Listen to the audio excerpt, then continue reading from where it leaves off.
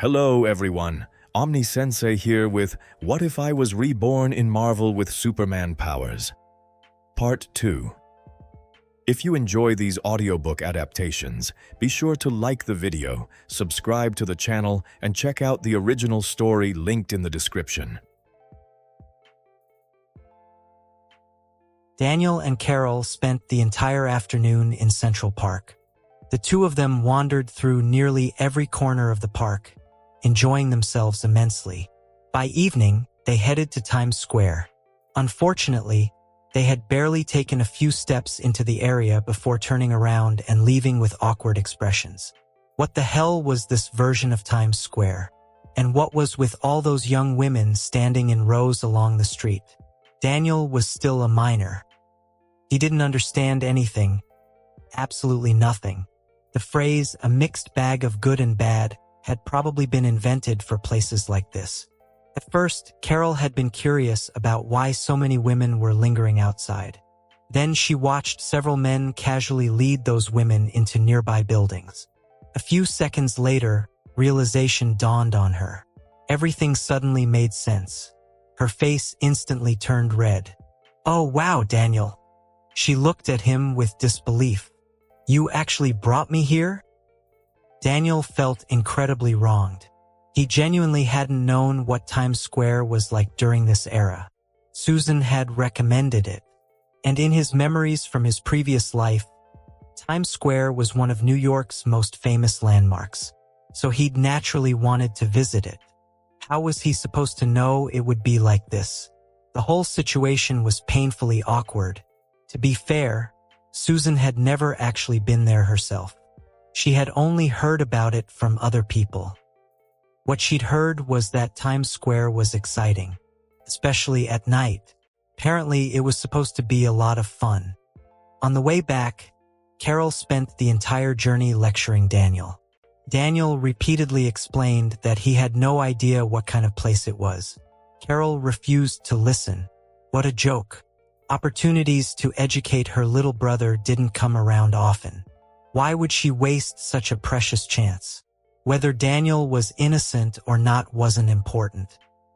The important thing was that she finally had a legitimate excuse to lecture him. As the older sister, she had to maintain her authority. After all, it was natural.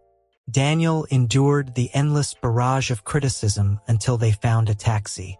The moment the driver heard the location of their hotel, he immediately refused. No matter what they said, he wasn't willing to drive into that neighborhood. In the end, they compromised. The taxi dropped them off in the nearest safe district, and they walked the rest of the way. By the time they got out, the sky was completely dark. Soon, they arrived at the same street corner where they had been stopped the previous night. "Daniel," Carol glanced around. "Do you think those two guys from yesterday might be waiting here again?" "I have got no idea," Daniel answered casually. They were just small-time thugs. He couldn't care less. Trees felt he had terrible luck. Yesterday, someone had informed him that two wealthy-looking outsiders had arrived in Hell's Kitchen. Coincidentally, money had been tight lately, so he'd invited his buddy Pablo to make some quick cash. The two had waited along the route the tourists were expected to take. The targets had indeed appeared.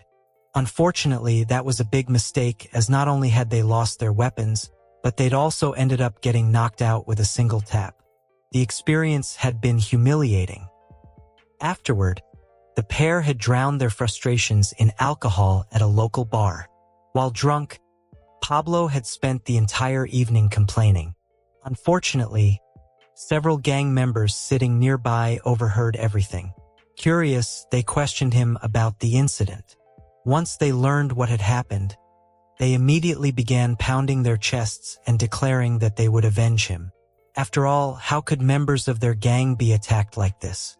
Of course, the truth was much less impressive.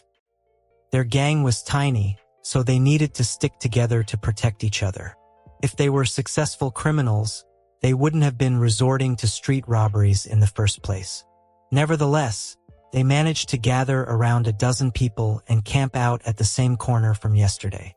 They waited from dusk until nightfall, Everyone was bored out of their minds. Truthfully, Trees didn't want revenge at all. Something about Daniel had felt wrong. The way he'd casually taken their weapons. The way he'd acted without any fear. Trees couldn't shake the feeling that Daniel wasn't normal. And that feeling only grew stronger with time. A sense of impending doom lingered in the back of his mind. Then someone suddenly shouted, "Hey, they're here." Everyone immediately turned. Sure enough, Daniel and Carol had just rounded the corner. The moment Daniel saw the group, he instantly recognized the two familiar faces from the night before. A grin appeared on his face. "Oh, hello there." He waved cheerfully. "We meet again." He genuinely looked happy. To Daniel, the situation was amusing. At this point, he considered himself invincible. No gang, no organization, no ordinary group of people could threaten him anymore. When he first awakened his abilities at the age of 5, his only goal had been to live a quiet and peaceful life. But 10 years had passed. As his strength increased, his mentality had gradually changed as well. What was the point of having extraordinary power if nobody knew about it? Daniel wasn't arrogant enough to abuse his strength. He wasn't interested in becoming some tyrant. But he did enjoy showing off a little. He wanted people to notice, to be impressed, to realize how extraordinary he was. That was a very ordinary human desire. Yesterday's punch had partly been motivated by curiosity. He wanted to see whether those two idiots would come back for revenge. And now they actually had. That made the whole thing even funnier. Pablo stepped forward. This time, his confidence had returned. "Enough talking." He pointed proudly at the men behind him. "See these guys? They're all my brothers." Araren. I really wanted to use another word here. His grin widened. "Yesterday, you thrashed us bad, and buddy, today you are going to pay a huge price for that. Otherwise, you're not leaving the street on your two legs." Daniel smiled. "You want me to repay it?" "That's right." Pablo crossed his arms. "And hand over all your money while you're at it. My brothers need money to drink." Then he sneered. "Don't even think about resisting." He pointed towards several hidden weapons. "We've got enough guns here to turn you into Swiss cheese." The grin on his face became even uglier. "If you're smart, you'll do as I say. Also, get on your knees. Beg for mercy, and maybe then I'll let you go," he continued. Pablo was feeling fantastic, as revenge was finally within his reach. Yesterday, Daniel had looked them straight in the eye and calmly knocked them out, which had left their body in immense pain. The memory still haunted him. Now he finally had the chance to return the favor. Just imagining it made him laugh.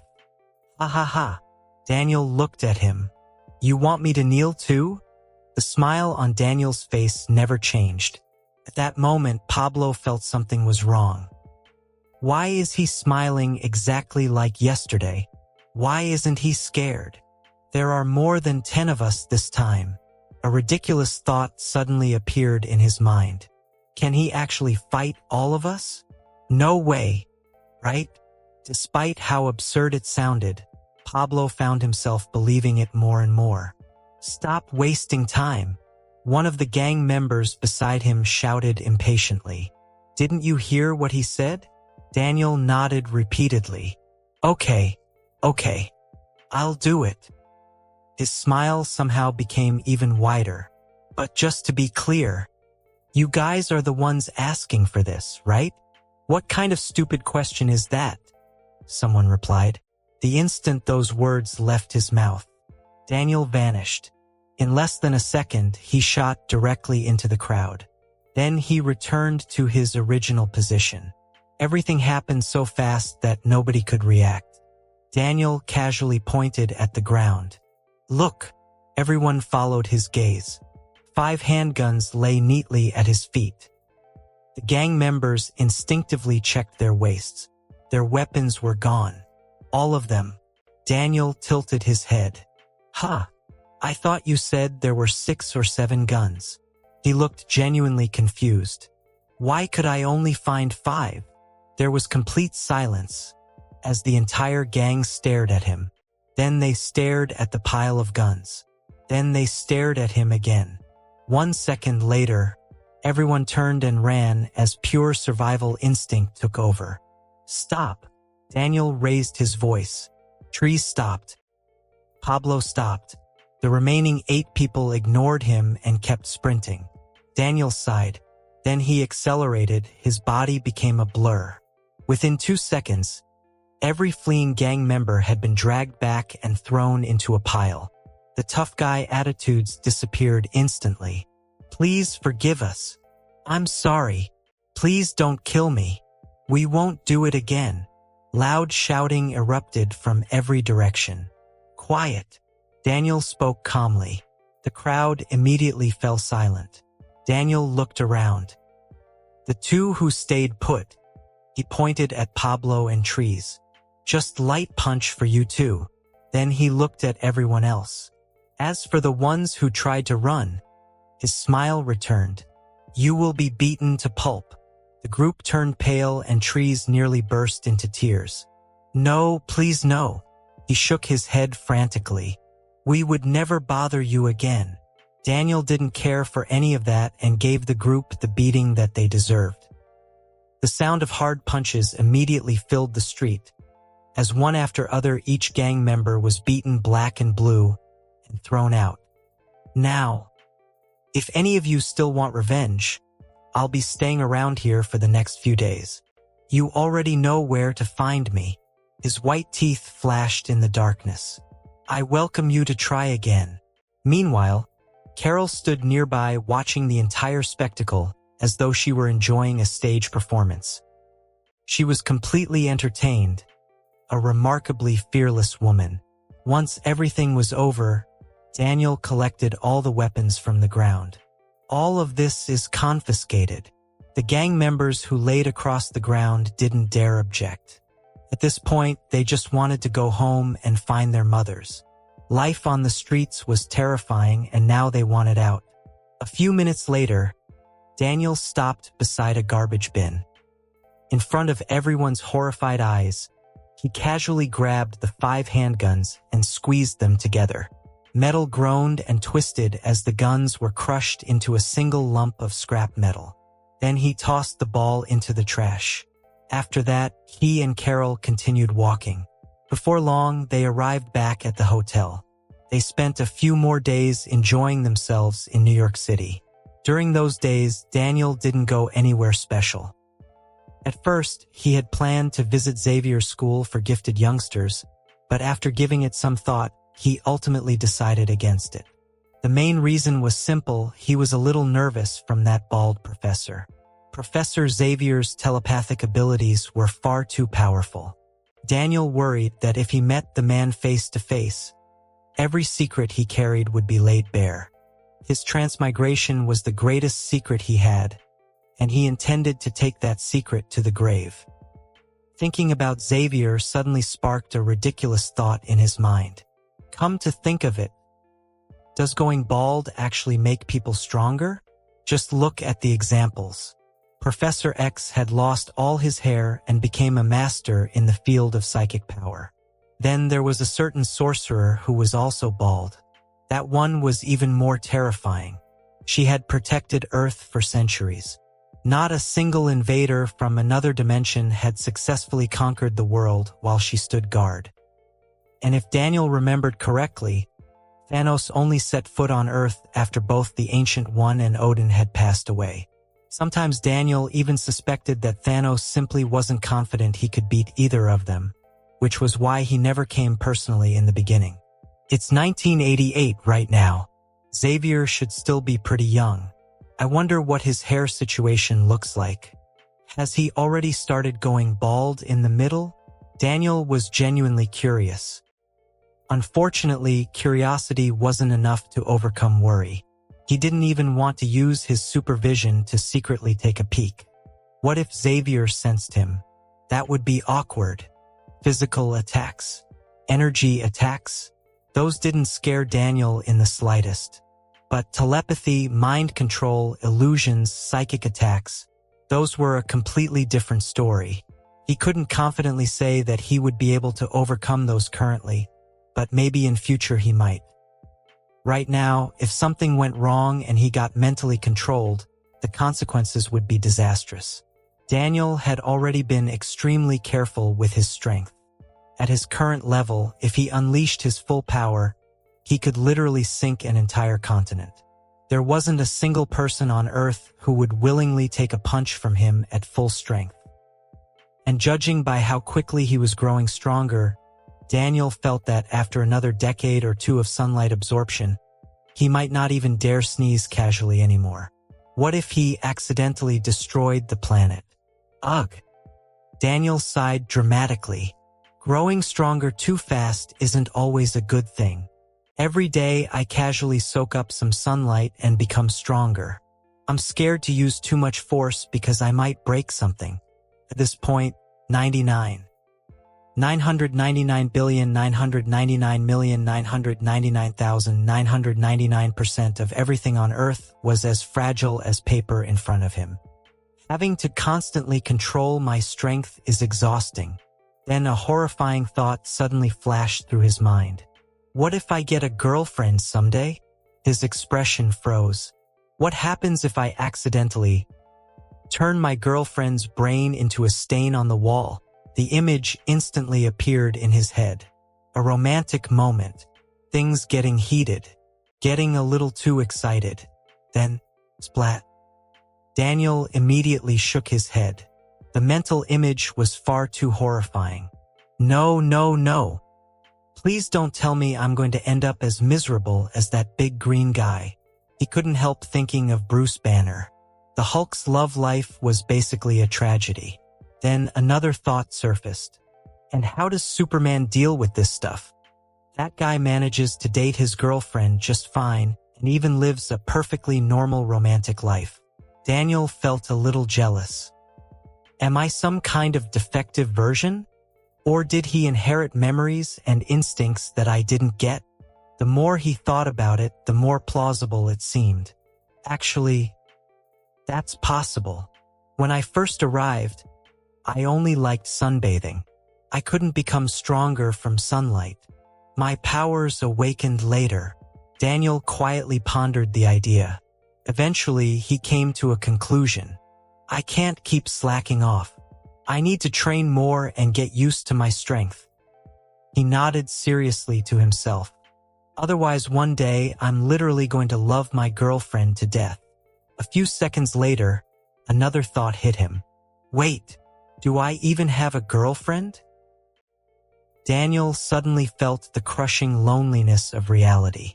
No, he was still single. A very single guy.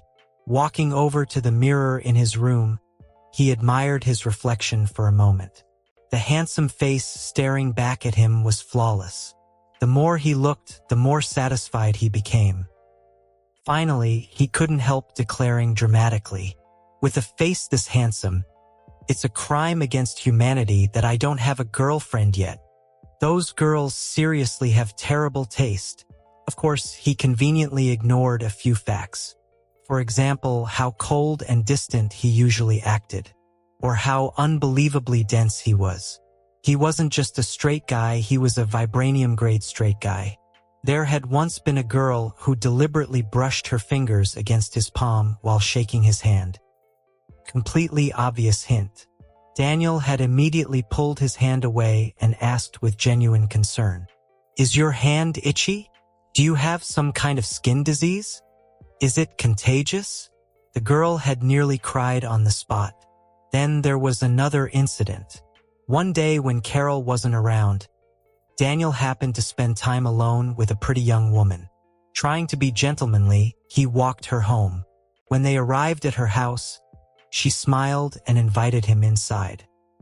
"I haven't cleaned up much," she said casually. "Hope you don't mind." The implication was obvious. Any normal man would have understood. Daniel, however, looked past her shoulder into the house. The living room was indeed a little messy. So he nodded seriously and said, "Yeah, it is pretty messy." Then he turned around and left. While walking away, he even thought to himself, "If your house is that messy, why invite people inside?" A true mystery. Honestly, he deserved to be single. Every day he blamed Carol, claiming she never let him spend time with girls. Yet he never stopped to think about what he himself had done. After packing up his things, Daniel headed downstairs. Carol had gotten up unusually early today. At the moment, she was downstairs happily chatting with Susan. Recently, Carol and Susan had become very close. Whenever they had spare time, they would sit together and talk. And once they started talking, it would easily last over half an hour. The main reason was that Susan also had a younger brother. Even more coincidentally, Susan was roughly the same age as Carol, and her brother happened to be 3 years younger than her as well. The two women constantly marveled at this strange coincidence. Every day they exchanged experiences on the proper way to deal with younger brothers. Their conversations usually went something like this. Carol would sigh dramatically. "My little brother grew up. He's not cute anymore, and he doesn't listen to me now." Susan would immediately nod in agreement. Then they'd move on to sharing embarrassing childhood stories about their brothers, laughing so hard they nearly couldn't breathe. Whether Susan's stories about her brother were true or not, Daniel couldn't say. But whenever Carol told stories involving him, Daniel felt thousands of horses stampeding through his heart. The events had happened, that part was true. The problem was who the actual culprit had been. For example, Carol loved telling the story about the time the two of them got caught sneaking food. The problem was that Daniel hadn't been involved at all. Carol had been the greedy one. She got caught by herself. Then somehow Daniel got dragged into the story and became her accomplice. "You're finally up." Carol glanced at him and casually greeted him before immediately turning back to Susan. Daniel ignored her. Instead, he smiled at Susan. "Morning. Morning." Susan returned the greeting with a cheerful smile. "Oh right, where's Johnny? I haven't seen him today." Daniel had become fairly good friends with Johnny recently, mainly because Johnny owned a huge collection of movies starring Al Pacino. Daniel had never watched many of them before. Recently, he'd started going through the collection and found them surprisingly entertaining. "No idea where he went." Susan shrugged. "Probably out causing trouble somewhere again." Johnny was Susan's younger brother. The first time Daniel and Carol met him, they had both been shocked. The guy looked way too much like Captain America. Carol had practically exploded with excitement. She rushed over and immediately asked for an autograph. While doing so, she proudly told Daniel, "See, I told you when we were kids. Captain America must be secretly retired somewhere." Later, Susan explained that this was actually her younger brother.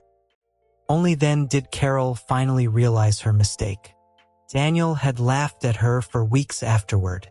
Truthfully, he'd been shocked too. The only difference was that he'd remembered Steve Rogers was still frozen in ice at this point in history. That realization had saved him from embarrassing himself. Meanwhile, Carol had charged straight in. Thinking back on it, Daniel silently praised his own intelligence. Luckily, he'd reacted in time. With his speed, if he had made the same mistake, he would have reached Johnny before Carol did. Then he would have been the one getting laughed at. Oh, and one more thing. When Daniel transmigrated, Avengers, Infinity War had only just been released. So he didn't know much about the story that came afterward. Nor did he know about Carol's future role in everything. Sitting on the sofa, Daniel waited boredly for Carol and Susan to finish chatting. Eventually, Susan invited them to join her for breakfast. While they were eating, Carol suddenly spoke. "Daniel, we're heading back." "Oh." Daniel blinked. He genuinely hadn't been paying attention to the date. Carol rubbed her fingers together in a money-counting gesture. "We're running low on this. And we've already been away from home for almost a week. Fair enough. Hearing their conversation, Susan immediately looked disappointed. You're leaving already? Yeah. Carol nodded. We've been out for quite a while. Susan sighed. That's a shame. I'll miss you guys. As she said it, her eyes lingered on Daniel for a few extra seconds. The rest of breakfast passed beneath the quiet atmosphere of an impending farewell. That morning, after Susan learned that Daniel and Carol would be leaving soon, she felt genuinely disappointed. After discussing it with Johnny, the two of them decided to throw a farewell dinner for Daniel and Carol that evening. Later in the morning, when Daniel and Carol were planning how to spend their final day in New York, Susan told them about the dinner and specifically reminded them not to eat anything before coming back that night. The two immediately agreed. Their wallets happened to be running dry anyway. Why would they turn down a chance to eat and drink for free? That afternoon, Susan sent Johnny to the supermarket to buy ingredients while she personally took charge of the cooking. For once, Johnny agreed without any complaints. Daniel had become a friend to him during the past few days. Now that his friend was about to leave, it was only right to do something for him. Back in this era, communication wasn't nearly as convenient as it would be in the future. Sometimes saying goodbye to a friend once could mean saying goodbye forever. Because of that, people treasured their friendships even more. Susan stayed busy in the kitchen from the afternoon until sunset. She left the front desk entirely to Johnny. It was obvious how much effort she was putting into this meal. Around 6 or 7 in the evening, Daniel and Carol finally returned to the hotel after spending the entire day exploring the city. The moment they stepped through the front door, a rich aroma drifted out from the kitchen. Wow! That smells amazing. Carol took a deep breath through her nose and sighed in delight. The second she finished speaking, she disappeared into the kitchen. Don't get the wrong idea. She wasn't going in there to help. Daniel simply shrugged and said to Johnny at the front desk, "That's just how she is." Before long, Susan pushed Carol right back out of the kitchen. Apparently, she was getting in the way. Honestly, Carol was being ridiculous. The moment she entered, she started stealing food. Just sneaking a few bites wouldn't have been a problem. Susan didn't really mind. The problem was that Carol kept eating while simultaneously causing trouble. She was slowing down the entire cooking process. The two women had become extremely close lately. They were comfortable enough with each other that there were hardly any boundaries left in their daily interactions, which was exactly why Carol had marched straight into the kitchen without a second thought. The reason for their growing friendship was simple. During one of their conversations, Carol had opened up about her dream of becoming a pilot. Susan thought it was incredibly cool. Not only did she approve, she enthusiastically supported the idea. It was the first time someone had agreed with Carol so wholeheartedly. Carol had been thrilled. Even her own parents had questioned her dream at first. Only after years of persistence had they reluctantly begun supporting her. After receiving Susan's encouragement, the friendship between the two women grew stronger day by day. At this point, they were practically sisters. After being kicked out of the kitchen, Carol sat down on the sofa beside Daniel. "So, we're heading back tomorrow?" she asked. "Not yet." Carol's eyes lit up. "Then we're spending another day here?" "No." Daniel shook his head. "Do you remember what we talked about before? About enhancing your body?" "I remember. Of course I remember." Carol nodded so quickly it looked like her neck might snap. The truth was, when she asked whether they were going home, that wasn't what she really cared about at all. She'd been thinking about the enhancement the entire time. "We're going to Africa tomorrow," Daniel said. "If everything goes smoothly, we should gain quite a lot." Wakanda really did have plenty of valuable things.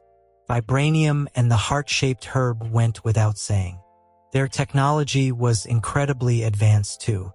Things like their energy shields were ridiculously impressive. Even those spears and shields that looked primitive at first glance were packed with cutting-edge technology. I wonder how far Wakanda's tech has progressed at this point, Daniel thought. Back when he'd watched Avengers Infinity War, he'd always found Wakanda a little strange. Their technology was generations ahead of the rest of the world, yet some people still dressed like they were living in ancient times. How are we getting there? Carol asked again. She'd asked the same question last time too, but Daniel had mysteriously refused to answer. You'll find out tomorrow. Just like before, Daniel refused to tell her. Keeping Carol in suspense was surprisingly entertaining. Carol was naturally impatient. Whenever she couldn't get an answer, she felt as if a feather was constantly tickling her heart. It drove her crazy. And whenever she was unhappy, Daniel was happy. That was basically how the two of them got along. Constantly bickering and teasing each other. You! Carol glared at him. Daniel grinned and blinked at her. The expression on his face practically said, "Go ahead. Keep asking. I still won't tell you." Taking a deep breath, Carol squeezed out a few words through gritted teeth. "You're unbelievable." After that, they only talked briefly about tomorrow's trip before dropping the subject. The three of them sat around chatting until dinner was finally ready. Soon, Susan announced that everything was prepared. The others immediately stood up to help carry the dishes to the table. The meal was incredibly lavish. The entire dining table was covered from one end to the other. Seeing the spread, Carol's eyes widened. "Susan, you made all of this? How are we supposed to finish it?" Before Susan could answer, Daniel calmly spoke from beside her. "You can." Carol nearly choked. Susan and Johnny immediately burst into laughter. At that moment, Carol genuinely wanted to punch Daniel. The only reason she held back was because Daniel's body had become ridiculously hard. A long time ago, she'd already noticed that hitting him hurt her own hand more than it hurt him. She had wondered for ages why his muscles felt like steel. Now that she'd come to New York, she finally knew. Her brother had mutated. Before taking their seats, Carol walked over and hugged Susan, who had just changed into a fresh set of clothes. "Thank you, Susan." Susan smiled warmly. "We're friends, aren't we?" "Yes." Carol hugged her tighter. "We're friends." All right. Daniel's voice immediately ruined the mood. "Can we stop getting emotional and start eating?" Susan's cooking looks incredible. Both Susan and Carol turned and shot him identical death stares. Meanwhile, Johnny was trying very hard not to laugh. Daniel had said exactly what he was thinking. Susan hadn't prepared a feast like this in a very long time. It was fair to say she had poured every bit of her cooking skill into this dinner. Johnny had been looking forward to it all day, and now Daniel had completely shattered the emotional atmosphere they'd been building. The sentimental mood vanished instantly. The touching farewell moment disappeared with it. Left with no choice, Susan laughed helplessly and said, "All right, let's eat. Tell me what you think." "It's been a long time since I've made this many dishes." The four of them finally dug in. The moment the food entered her mouth, Carol's eyes lit up. "Susan, you're practically a professional chef." She pointed excitedly downstairs. "You know what? You should open a restaurant on the first floor of the hotel. With cooking this good, business would be amazing." Daniel nodded in agreement from the side. He thought it tasted fantastic too. Susan smiled. "Cooking takes too much time. Most days I just throw together something simple." Johnny didn't even bother joining the conversation. He was too busy eating. His mouth hadn't stopped moving since the meal started. Normally Susan only made simple meals. Now that a feast like this had appeared, he intended to make the most of it. The dinner passed in a warm and cheerful atmosphere. The next morning, Daniel and Carol finished packing and carried their luggage downstairs. "So," Carol asked, "can you finally tell me how we're getting to Africa now?" Of course. Daniel nodded. First, we're leaving our luggage with Susan. This had been part of his plan from the beginning. He intended to return to New York later, so he'd already decided to leave their belongings at the hotel. That was why he'd been completely unconcerned during last night's dinner. Fine. Carol rolled her eyes. After storing their luggage on the first floor, they explained to Susan that they needed to leave for a few days and asked her to watch their things. Susan seemed delighted that they trusted her and happily agreed. After leaving the hotel, Daniel led Carol through the city in search of a secluded location. Finding one wasn't easy. Even with his supervision, it still took him over half an hour. The entire way there, Carol kept asking what they were going to do next. Daniel's answer never changed. "You'll see in a minute." It nearly drove her insane. Finally, they arrived at an empty stretch of open land with nobody around. Daniel suddenly grabbed her wrist. "Get on my back." Carol blinked. For what? She wasn't thrilled by the idea. She was supposed to be the older one here. Hurry up. Fine. After hesitating for a while, she reluctantly climbed onto his back. Hold on tight. The moment the words left his mouth, Daniel shot into the sky with Carol on his back. The sudden launch terrified her. 1 second she was standing on the ground. The next she was soaring through the air. "I thought you liked the sky," Daniel shouted over the rushing wind. "I thought you liked flying. So I'm taking you there myself." The wind blasted past them at incredible speed. Carol could barely keep her eyes open.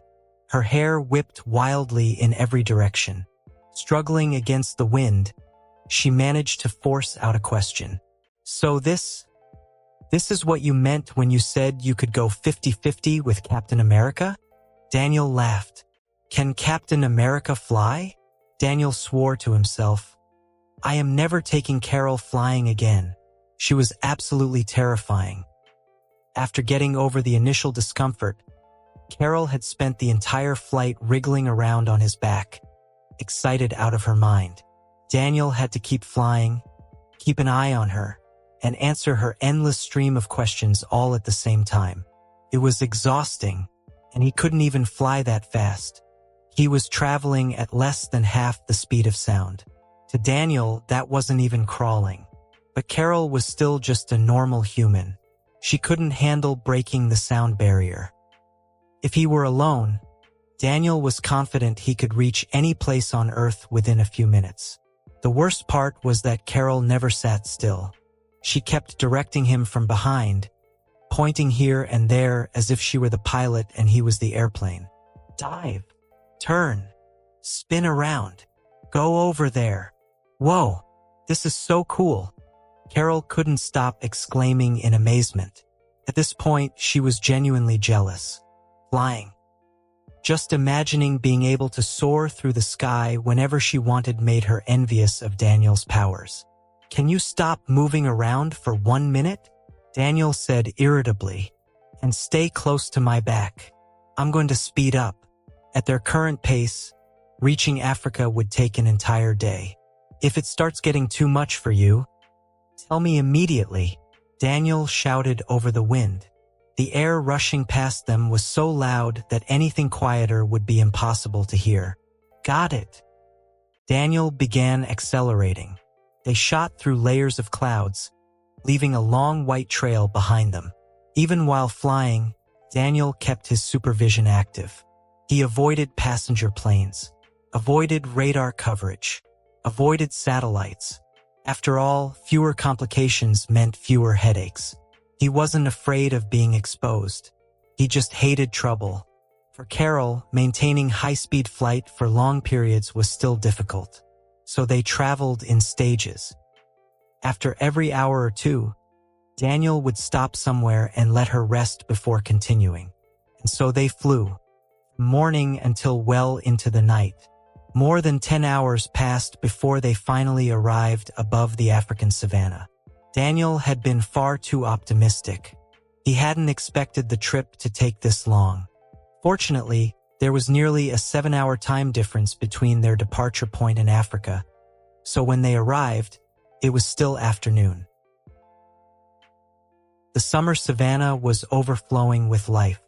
Golden grass stretched endlessly toward the horizon. Warm winds swept across the plains. Animals moved freely through the vast wilderness. After arriving, even Daniel found himself becoming interested. There was a wildness here, a primal atmosphere that seemed to permeate everything. The moment he stepped onto the grassland, he felt noticeably more relaxed. Daniel quickly led Carol into an uninhabited region. This was truly an animal paradise. Countless wild beasts roamed the area. Even veteran hunters would tread carefully here, always alert, never letting their guard down. Daniel, however, didn't have to worry about any of that. And because he was here, neither did Carol. On this stretch of land, with Daniel by her side, she could practically do whatever she wanted. Knowing how absurdly powerful he was, Carol wandered through the grasslands completely at ease. She looked less like someone exploring dangerous wilderness and more like a tourist on a relaxing outing. "Let's take a look around first," Daniel suggested. Neither of them had anything urgent to do. Strictly speaking, this trip was a vacation.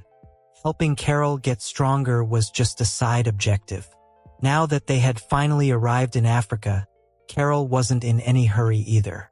Many of the animals here were ones she had only ever seen in zoos. But seeing them this close, in their natural habitat, that was completely different. And with Daniel acting as her personal bodyguard, there was no reason to worry. "Sure," Carol said enthusiastically. "I want to ride a lion." Daniel blinked. "What?" "I said I want to ride a lion." Her eyes sparkled. "Not just a lion. I want to ride a rhinoceros too, and a tiger. I'm riding all of them." Every animal she named was some kind of dangerous beast. "Are there even tigers here?" Daniel asked. Carol paused. "There aren't. Go find one." "Oh." She thought for a second. "Then I won't ride a tiger. Are you not worried they'll bite you?" "Nope," Carol answered casually. "You'll be right beside me as my bodyguard." To her, the logic was simple. Daniel could fly. He could cross half the planet carrying another person on his back. Compared to that, a few wild animals were hardly a threat. With her safety guaranteed, she was completely letting loose. When she was a kid visiting zoos, she'd always dreamed about riding those majestic predators. Now she finally had the chance. Why wouldn't she try? Besides, she just spent over 10 hours flying through the sky. Had she looked scared even once? Then Carol could climb on top. As for whether the lion would willingly stand up and carry her around, that wasn't his problem. "Hop on my back," Daniel said. "Flying again?" This time Carol didn't hesitate in the slightest. She immediately jumped onto his back with excitement. "No flying." Daniel grinned. "We're running." The moment he finished speaking, he launched forward. His legs exploded into motion. Dust erupted behind him. The scenery around them became a blur. At one point, a cheetah spotted the two humans racing recklessly through what it considered its territory. The animal immediately became annoyed, took off after them. For nearly a minute, it chased with everything it had. Unfortunately, it never got any closer. Eventually, exhausted and panting, it came to a stop and roared furiously from behind. "Ha ha ha." Carol noticed the pursuit and burst into laughter. "Eat dust," she shouted toward the distant cheetah. At this point, Carol was basically borrowing Daniel's power to act tough. Or more accurately, relying on Daniel to bully wild animals. After running for a while longer, they finally encountered a pride of lions. One male lion, 8 or 9 lionesses. Daniel stopped directly in front of them. The male lion had been enjoying a peaceful afternoon nap beneath a tree when the two suspicious-looking humans suddenly appeared and ruined everything. "Daniel, go!" Carol cracked her knuckles eagerly. I want to ride that one. Daniel gave her a helpless look before turning toward the lion. The lion rose to its feet, clearly irritated. It shook its massive body. Its fierce eyes locked onto the two intruders. Roar! The lion bellowed. What are you yelling for? Daniel replied. Then he disappeared. In the next instant, he appeared less than a meter in front of the lion. The lion visibly jumped. It instinctively stepped backward before roaring again. Roar! Whether it was a warning or a threat, Daniel had no idea. He didn't speak the lion's language. While Daniel and the male lion stared each other down, 7 or 8 lionesses had quietly circled around them. The pride was preparing to attack. Daniel noticed it, but he simply didn't care. As long as they didn't go after Carol. Come on, Daniel said, reaching out a hand. Let me pet you. The lion was in its prime. Its magnificent mane gave it an especially imposing appearance. Faced with a hand being shoved right in front of its face, how could the king of beasts tolerate such disrespect? The lion opened its jaws and bit down hard. Crunch! It failed to bite through Daniel's skin. Instead, one of its own teeth cracked. Whimper! The lion immediately let go. Its tooth hurt. A lot. Wouldn't it have been better to behave? Daniel said. You insisted on biting me. See? Now your tooth's broken.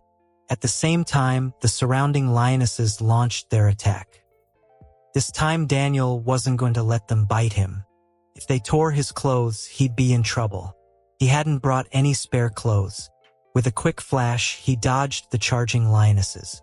Then he grabbed the male lion by the scruff with one hand, spun it around, scooped up Carol with the other and vanished. The lionesses froze. One looked at another. Then another looked back. Where did that thing go? More importantly, where was their lion? Had that strange creature just kidnapped their husband? The lionesses became furious. Roar! Roar! Several lionesses roared angrily toward the sky. That bastard had stolen their husband. Meanwhile, Daniel carried both Carol and the lion and sprinted over 10 miles in one breath. Only then did he stop. He set both of them down. The moment its paws touched the ground, the male lion lost every trace of its previous majesty. Gone was the proud king of beasts. Now it was curled into a trembling ball. Shivering, terrified, it was scared. This bandit had kidnapped it, and now something terrible was about to happen to it. Being a lion was hard enough already. Why couldn't they just let lions live in peace? The male lion was curled up on the ground. It was scared. Scared enough that it didn't dare provoke Daniel again. Its teeth were still aching faintly from the earlier encounter. It had a wife. It had cubs. Life was good. Its pride was thriving, its position secure, and it had absolutely no intention of dying today. If acting cowardly for a while could convince the strange creature to leave it alone, then so be it. Survival came first. A lion's life was long. Lowering its head once wasn't the end of the world. As long as it survived this disaster, it would still be the king of the jungle afterward. And besides, was a king admitting defeat really cowardice? No, this was a strategic retreat. His revenge could wait 10 years if necessary. Daniel, make it stand up already. I want to ride it. I can't climb on if it keeps lying down, Carol said as soon as she landed. All right. Daniel walked over and nudged the lion with his foot. Get up. The lion was bewildered. Why won't this creature leave me alone? I've already abandoned my dignity as a lion. I'm lying here like a giant house cat. Why are you still kicking me? Seeing no response, Daniel kicked it again. Get up. The lion remained motionless. It had already made up its mind. Fine. Bully me if you want. I won't resist. Eventually you'll get bored and leave. When it wasn't hungry, it often amused itself by harassing smaller animals. The reactions of those animals back then were exactly the same as its own now.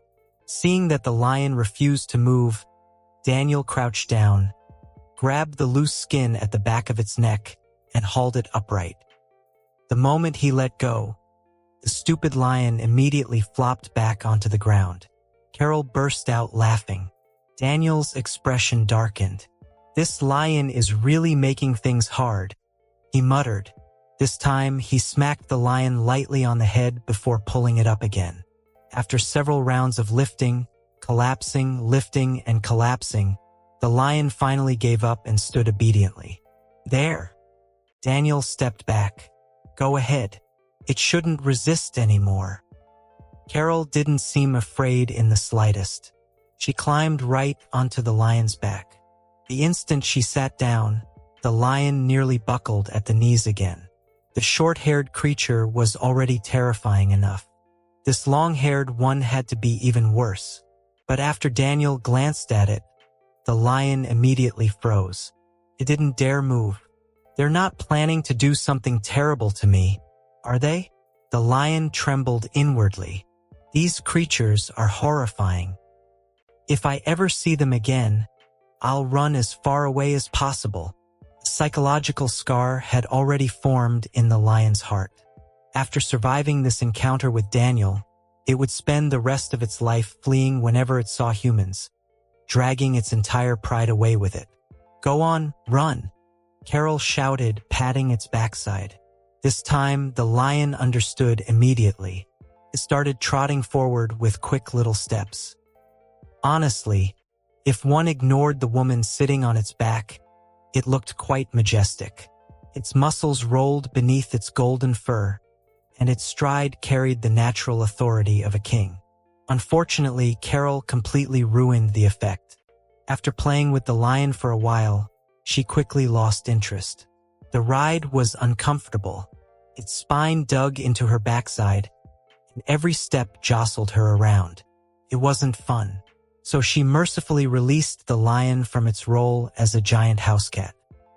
"Let's go find other animals to play with," Carol said. Daniel naturally had no objections, ignoring the lion, which immediately collapsed back onto the ground the moment Carol got off. He grabbed Carol and took off running. Ever since carrying her earlier, he had realized something. Holding Carol under one arm was much easier than carrying her on his back. The lion lifted its head. The two terrifying creatures were gone. Even so, it didn't dare stand up right away. It cautiously glanced around in every direction, checking over and over. Only after confirming they had truly left did it slowly climb to its feet. It shook the dust from its mane. Then it straightened its posture, puffed out its chest, and let out a thunderous roar. The king's dignity had to be maintained. After determining the direction of its pride, it began jogging back. It desperately needed some comfort from the lionesses. That experience had been absolutely terrifying. Even though it was eager to return, once it got within about 500 meters of the pride, it deliberately slowed down. Its pace became calm and leisurely. A king must never appear flustered. The aura of the Lion King could not be lost. For the rest of the afternoon, Daniel led Carol around the savannah, causing trouble for just about every animal they could find. Rhinos, buffalo, zebras, giraffes. Basically, if Carol happened to think of an animal, she'd drag Daniel over so they could bother it.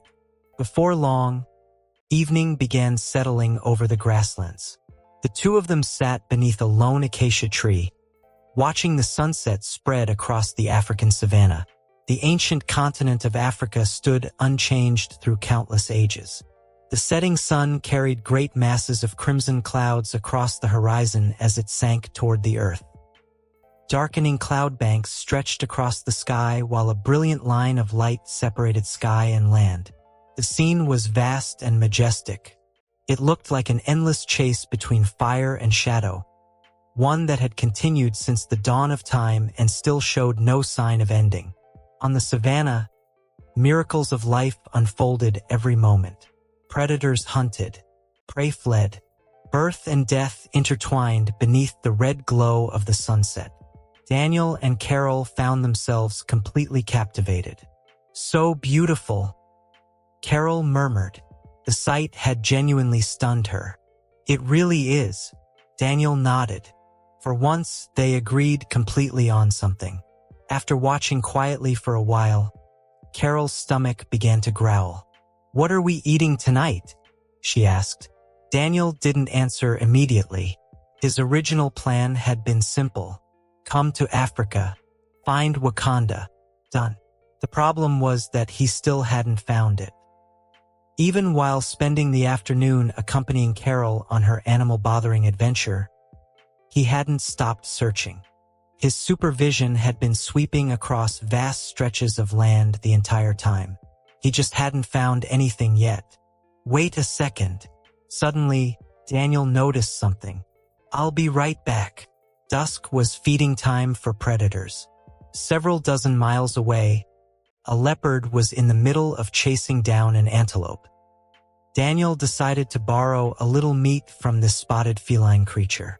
A few moments later, he returned carrying an antelope hind leg over one shoulder. By now, Carol was no longer surprised by anything Daniel did. After witnessing all of his strange abilities throughout the day, she had become somewhat numb to them. "Let's eat this," Daniel said with a grin. "We'll roast it." "You know how to barbecue?" Carol asked skeptically. "Of course, there are plenty of things I'm good at," Daniel answered confidently. In his previous life, he'd occasionally messed around with grilling.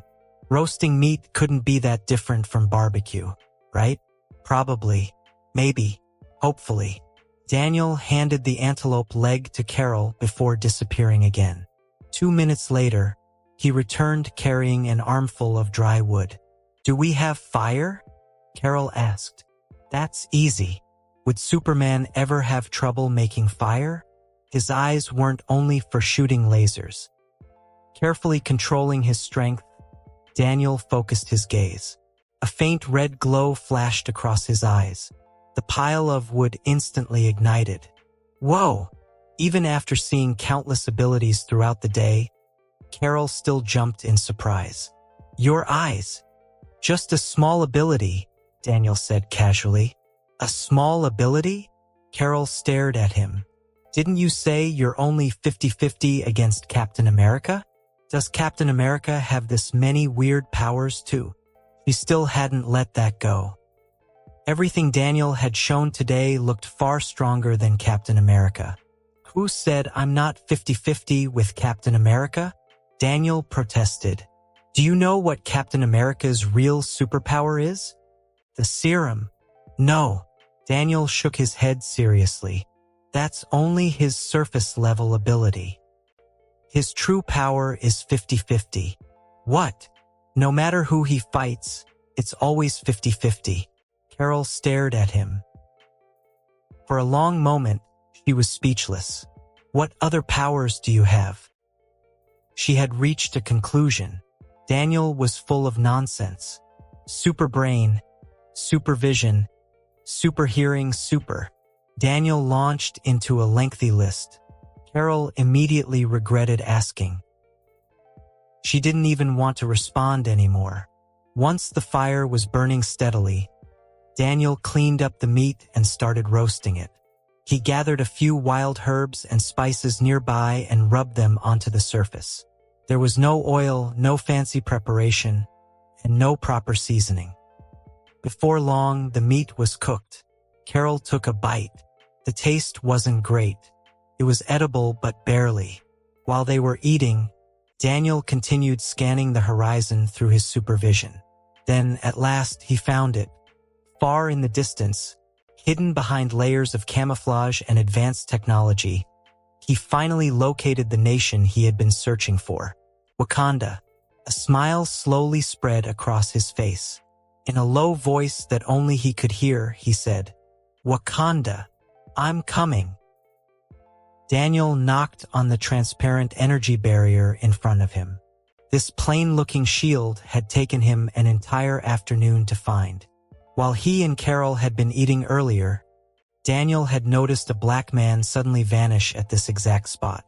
The moment he saw that happen, he realized he had finally found Wakanda's border. Staring at the barrier, Daniel fell into thought. How was he supposed to get in? Punch it? Fire a laser through it? He could feel eyes on him. Daniel knew people inside were observing them right now. They probably assumed he and Carol had wandered here by accident and would eventually leave after finding nothing unusual. After a moment, Daniel made a decision. He'd knock. If he controlled his strength and gave the shield a few solid hits, the people inside would definitely notice and come out to investigate.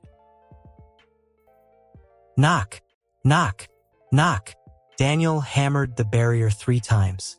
Since he hadn't exactly held back, the noise was loud enough to echo across the area. After waiting for a while, a black man emerged from within the barrier. "What are you doing here? Outsiders aren't welcome." The man didn't bother with pleasantries. Daniel wasn't offended in the slightest. He smiled warmly.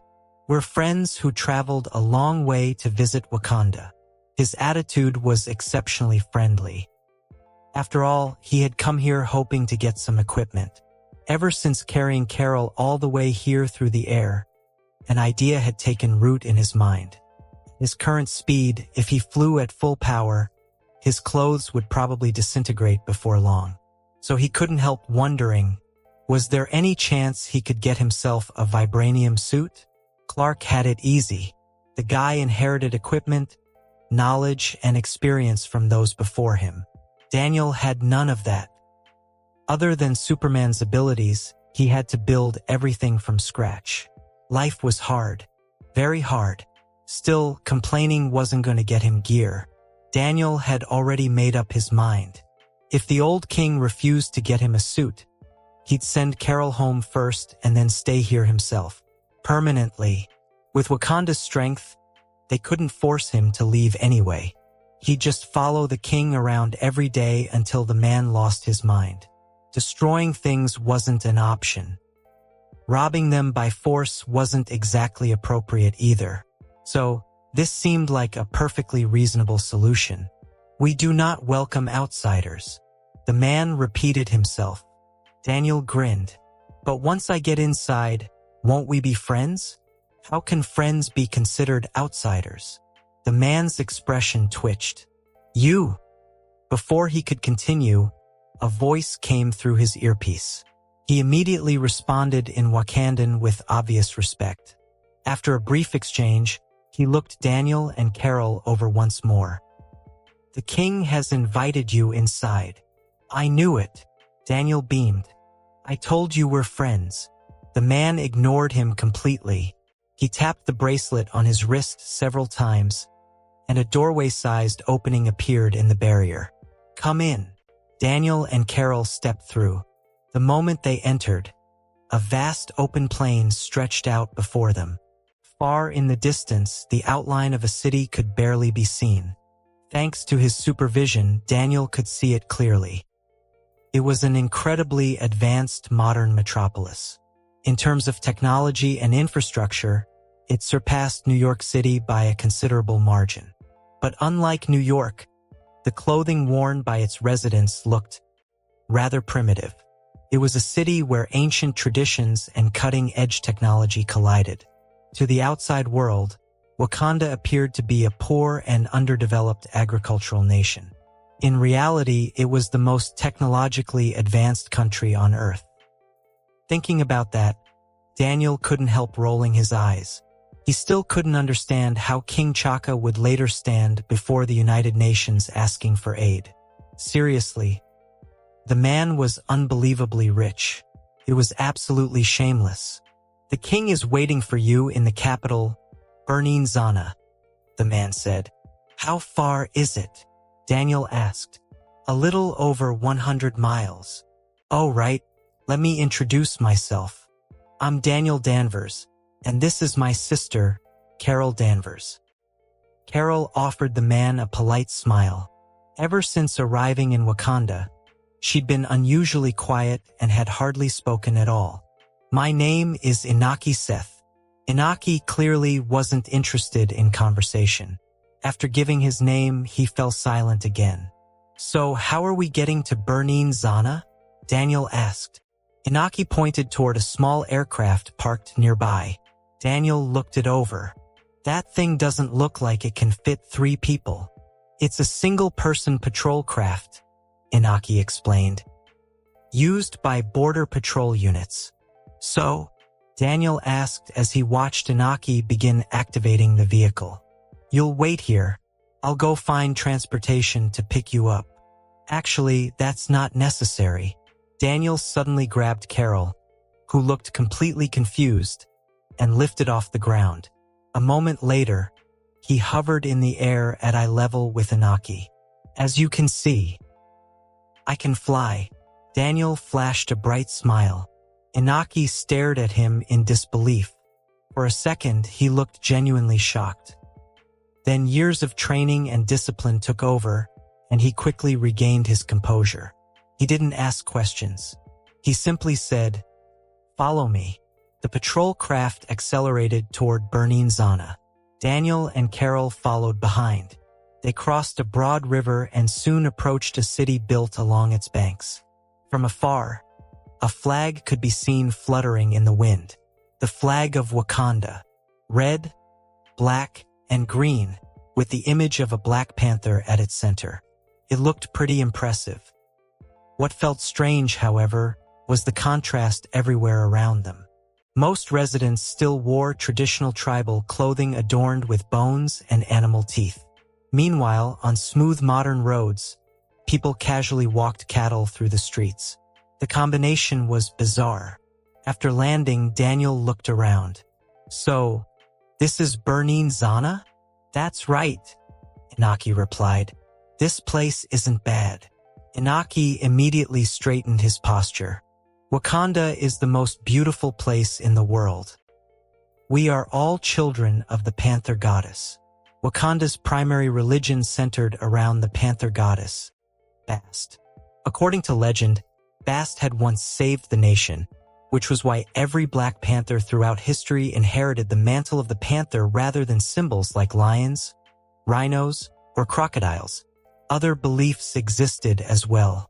There were followers of the white gorilla god, crocodile gods, lion gods, and others. However, none of those religions enjoyed official recognition. After observing the city, Daniel came to a conclusion. Wakanda was a very strange country. Virtually all national resources were concentrated in the hands of the elite class.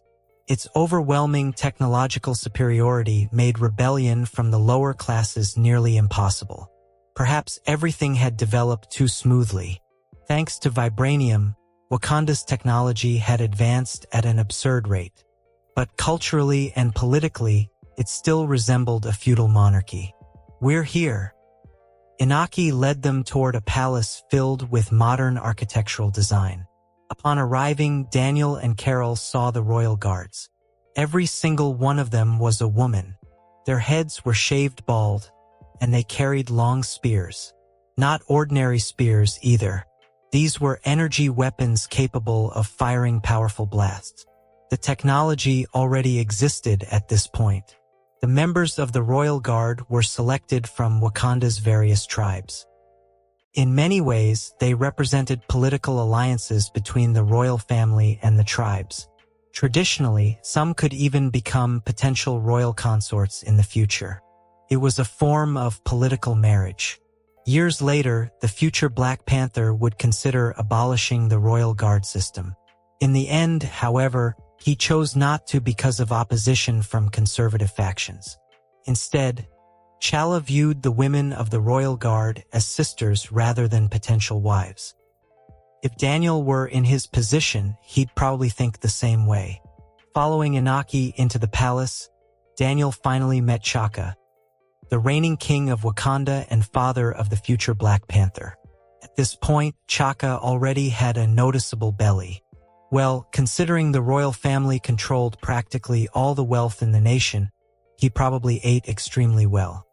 "Friends who have traveled from afar," King T'Chaka said, studying them carefully. "What brings you to Wakanda?" Daniel answered without hesitation. "We've come for the future of Wakanda." The moment the words left his mouth, he internally applauded himself. Pure nonsense that he completely made up. But what else was he supposed to say? "Hello, Your Majesty. I'm here for your heart-shaped herb and vibranium." That would probably start a fight before the conversation even began. Chaka raised an eyebrow. "Oh," he said, "for the future of Wakanda." The moment Daniel finished speaking, the entire hall fell silent for several seconds. Then, scattered laughter began to spread through the room. The people of Wakanda were, in truth, extremely confident. With vibranium in their hands, they possessed technology built around the rare metal technology that surpassed the outside world by at least 2 or 3 decades on the surface. Though they had isolated themselves from the rest of the world, that didn't mean they were ignorant of it. In their minds, Wakanda was the greatest nation on Earth, a paradise untouched by conflict, prosperous, peaceful, and filled with happy citizens. Of course, that was only how the people sitting inside this hall saw things. Wakanda had originally been formed from 5 tribes, but after so many years, the gap between them had become impossible to ignore. Some tribes lived in the heart of the nation, enjoying all the benefits and luxury that vibranium had brought. Others were stationed along the borders, living lives that were poor, primitive, and barely different from those of centuries past. Why had the United Nations classified Wakanda as a nation in need of aid year after year? Because the people living on the outskirts were struggling far more than outsiders realized. Yet King Chaka not only ignored those problems, he had repeatedly rejected international assistance. Resentment had been building beneath the surface for years. Otherwise, how could there eventually be someone like Eric Killmonger, the man who would become Black Panther's greatest enemy more than 20 years later? Wakanda's social structure was deeply flawed. If the ruling class at the top hadn't possessed overwhelming power, making resistance nearly impossible, the entire system might have collapsed long ago. The women of the Dora Milaje couldn't help laughing. Even the old king made no effort to stop them. After all, if you were a king and some complete stranger suddenly appeared before you and said, "I'm worried about the future of your country," while your nation was thriving and powerful, how would you react? Chaka was already feeling annoyed. Where did this guy come from? He opens his mouth and immediately starts trying to scare me. If Daniel hadn't displayed abilities that seemed genuinely extraordinary, the king would have thrown him out already. Meet him? Did he really think anyone could casually request an audience with the king of Wakanda? The only reason he was standing here now was because he had nearly smashed the energy shield outside out of shape with his bare fists. That alone was already beyond anything the Black Panther could accomplish. And on top of that, he had flown here himself. Since when could humans fly? King Chaka was seriously beginning to wonder whether the man standing before him was even from Earth. Daniel, however, paid no attention to the laughter around him. Words alone carried little weight. Even he knew his opening statement sounded ridiculous. A reaction like this was perfectly understandable. "So," Daniel asked calmly, looking at the king, "what is your opinion of Wakanda's current situation?" Because Daniel was clearly no ordinary man, Chaka answered with remarkable patience. "Wakanda is doing very well," the king said. "Better than at any point in our history. Our nation is peaceful. Our people have abundant resources. They are healthy, prosperous, and happy." These were achievements accomplished during his reign. Naturally, there was a trace of pride in his voice. "Really?" Daniel replied. "I don't agree." The direct contradiction immediately drew attention. "On my way here, I saw the undercurrents already stirring beneath Wakanda's prosperity. I heard complaints. I heard curses. You live modern lives in beautiful burning Zana, surrounded by advanced technology. But some of your people still seem to be living in the agricultural age." "Nonsense." Before Chaka could speak, members of the Dora Milaje were already snapping back. What could you possibly know? You've only just arrived in Wakanda, another warrior scoffed. I think you're just trying to attract attention. Is that so? Daniel replied unhurriedly. I happen to possess a few useful abilities. My vision and hearing are quite exceptional. For example, more than 300 miles from here, I can hear people discussing plans to smuggle vibranium out of the country with help from outsiders. And on the African plains, I can see a heavily armed mercenary force moving in this direction. Their destination appears to be Wakanda. Daniel smiled slightly. Wakanda doesn't seem nearly as peaceful as it looks on the surface. The hall grew quieter. Then someone burst out laughing. Before you say something like that, maybe think about it first. Who could possibly see and hear things hundreds of miles away? There is someone, Daniel replied seriously. It's me. The instant those words left his mouth, the entire hall erupted into laughter. This guy had to be delusional. Nobody in the room believed him. Nobody except Carol. It seems none of you believe me? Of course they didn't. Who did he think he was? A god? Daniel chuckled. Let's see. Your aircraft hangar is hidden beneath the waterfall behind this palace. That's a pretty good hiding spot. And the vibranium mine about 10 miles away is enormous. It's nowhere near as scarce as the outside world believes. As soon as those words were spoken, the expressions of Chaka and the warriors around him changed dramatically. Those were state secrets. How did he know? The king stared at him. Where did you hear that information? I saw it just now.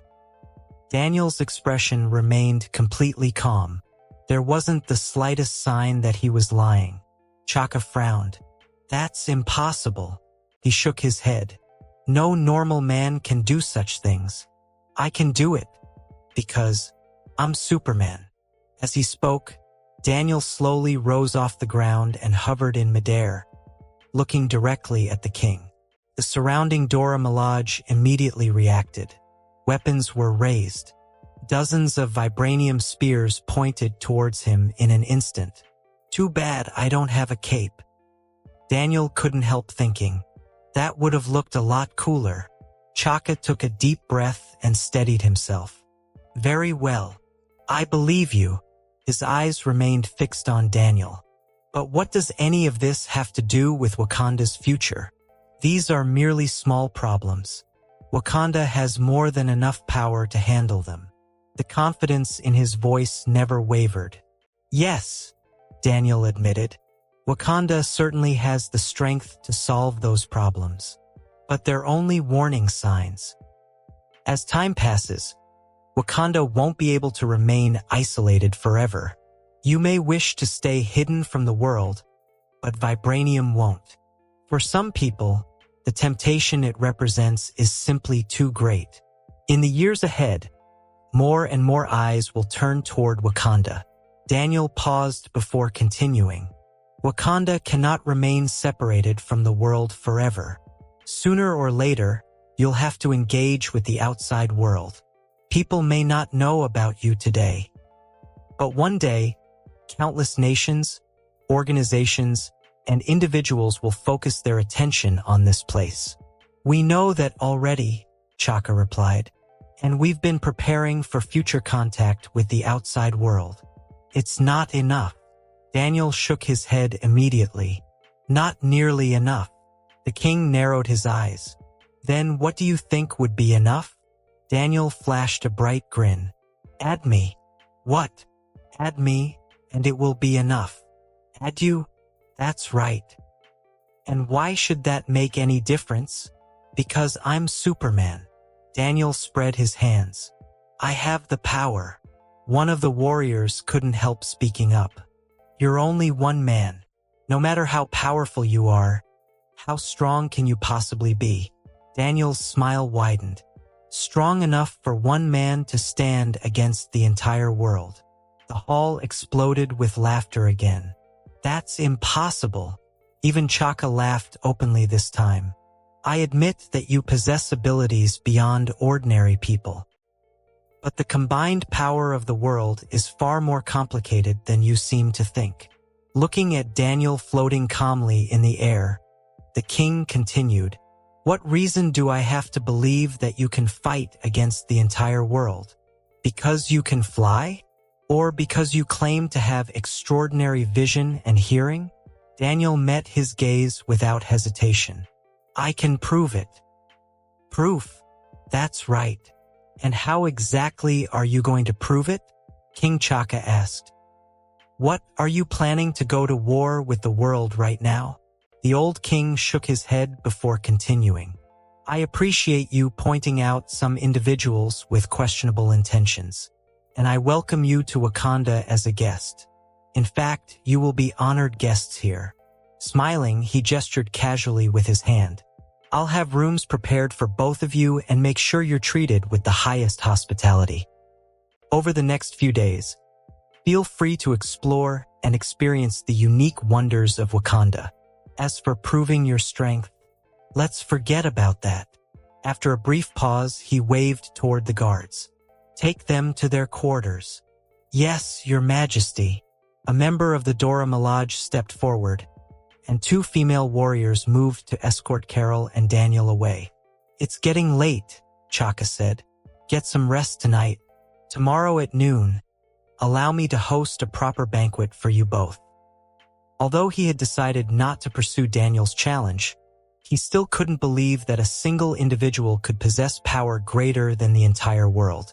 Even so, the abilities Daniel had displayed today were enough to earn his respect.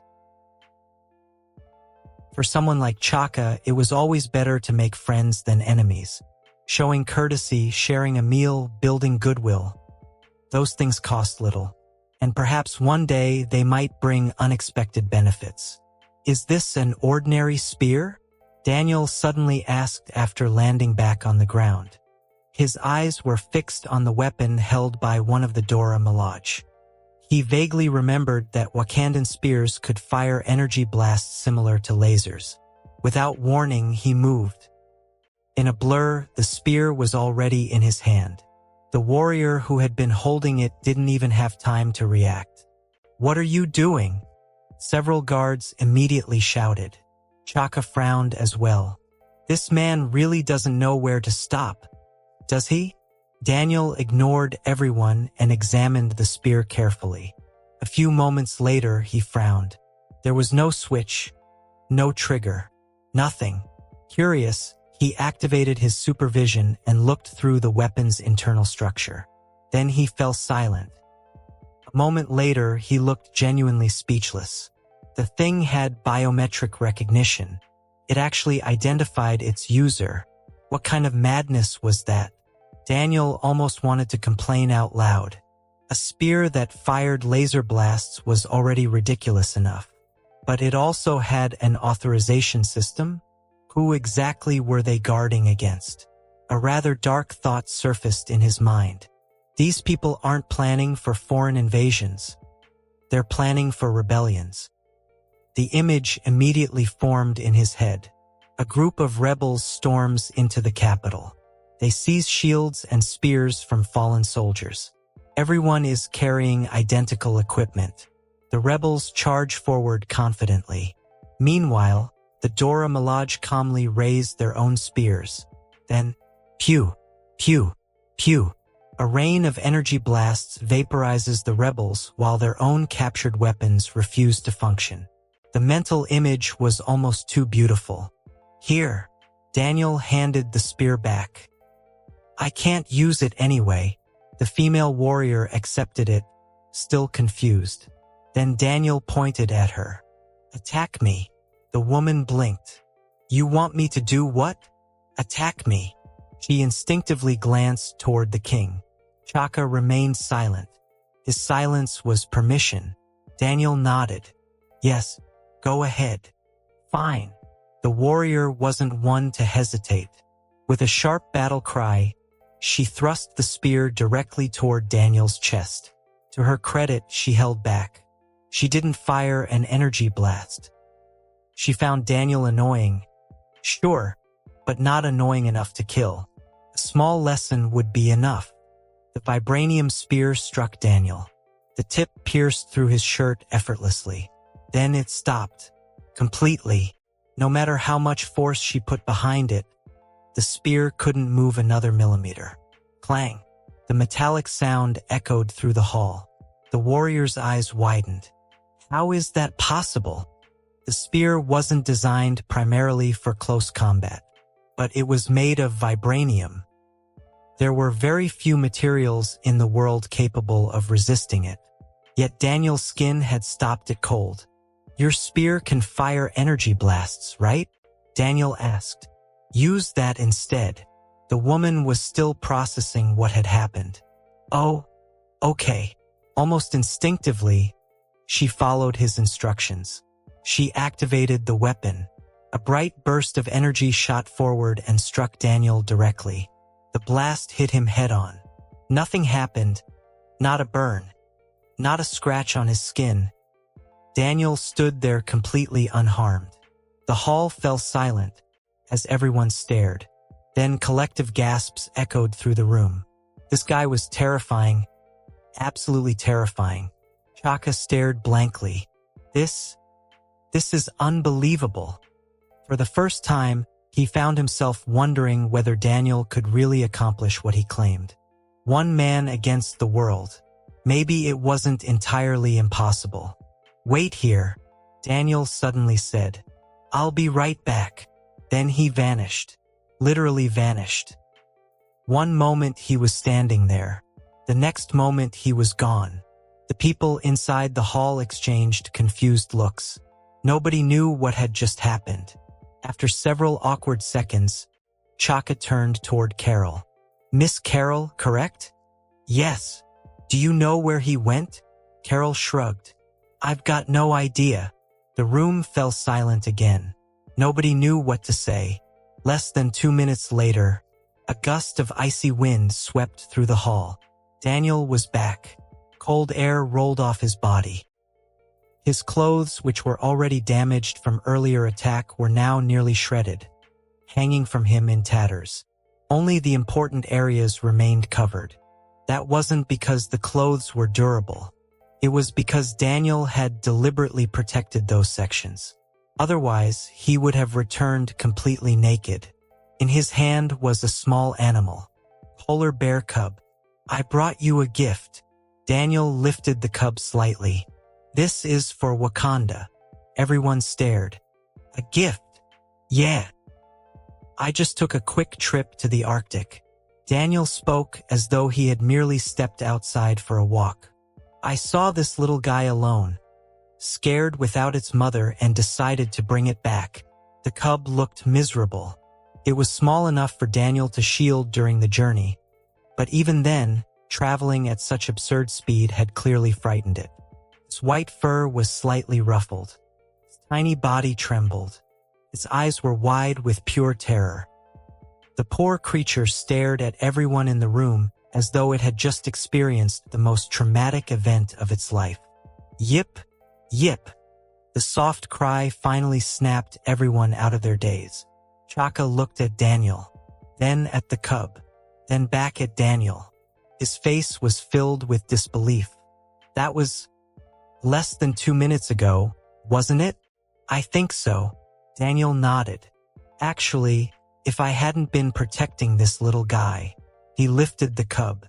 I could have done it in under 10 seconds. How is that possible? Chaka felt like he'd said those words more times today than during the rest of his entire life combined. This is Africa. He couldn't help raising his voice. Southern Africa. And you're telling me you flew from here to the Arctic and back in under 2 minutes? The king finally lost his composure and swore. Today's events had shattered his understanding of reality. This man was terrifying. Daniel simply shrugged. As you can see. Then he glanced down at his ruined clothing. Could someone find me a new outfit? He raised the cub again. And I assume you can take care of him? Oh, Chaka finally snapped back to reality. Yes, of course. He immediately turned toward his attendants. Bring a change of clothes for. The king paused, then naturally finished the sentence. For Superman. Without realizing it, he'd started calling Daniel by the title Daniel had given himself. Before long, fresh clothes were brought over. Daniel inspected them carefully. Thankfully, they weren't traditional Wakandan ceremonial garments. They looked fairly similar to modern clothing from the outside world. Good, because there was absolutely no way he was wearing those outfits, as no matter how people may see it, he didn't like it very much, and more importantly, they would ruin his handsome image. Even worse, Carol would probably laugh at him for months. While Daniel changed clothes, Chaka ordered several attendants to care for the cub. Treat it well. The king looked at the small animal. It represents the friendship between Wakanda and Daniel. His attitude had changed. Earlier it had been respect, now it was reverence. Just a different word, yet the difference was enormous. When Daniel returned wearing fresh clothes, Chaka greeted him with a warm smile. Now I believe everything you've said. The king's tone was sincere. You are the most powerful man I have ever met. Daniel simply smiled. He didn't bother responding. Chaka continued. Then let us put aside our earlier misunderstandings.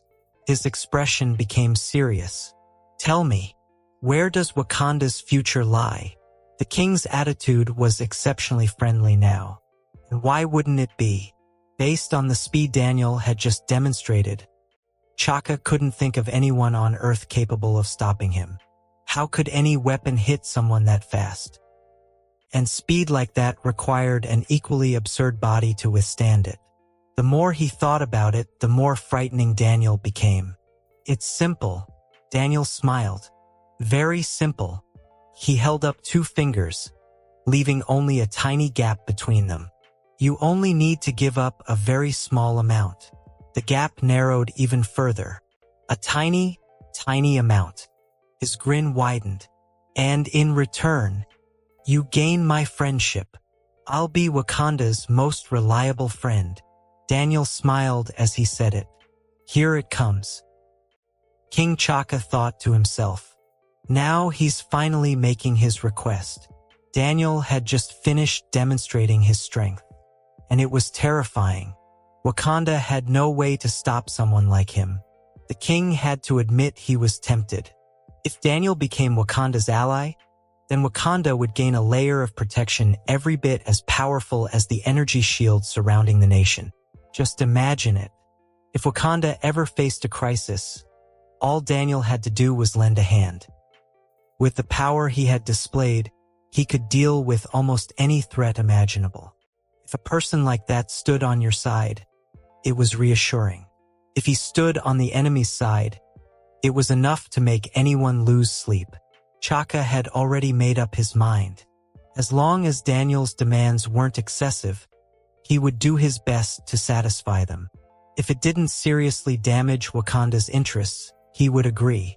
Need people? He'd provide people. Need money? He'd provide money. Need resources? He'd provide resources. This was someone who absolutely had to be befriended. Under no circumstances could he be made an enemy. The thought alone made Chaka uneasy. What if they rejected Daniel's request? What if Daniel happened to be the petty, grudge-holding type? The image of someone like him deciding to hold a personal vendetta against Wakanda made the king shiver internally. Chaka always preferred planning for the worst-case scenario, and the conclusion was simple. Daniel was not someone he could afford to provoke. The man was terrifying. What exactly could stop him? His status as king of Wakanda? His identity as the Black Panther? Chaka subconsciously glanced down at his slightly rounded stomach. Then a thought crossed his mind. Can I even fit into the Black Panther suit? The thought made him feel even less secure. Where could he hide from someone like Daniel? Nowhere. There wasn't a single place on Earth that would truly be safe. Build a vibranium bunker?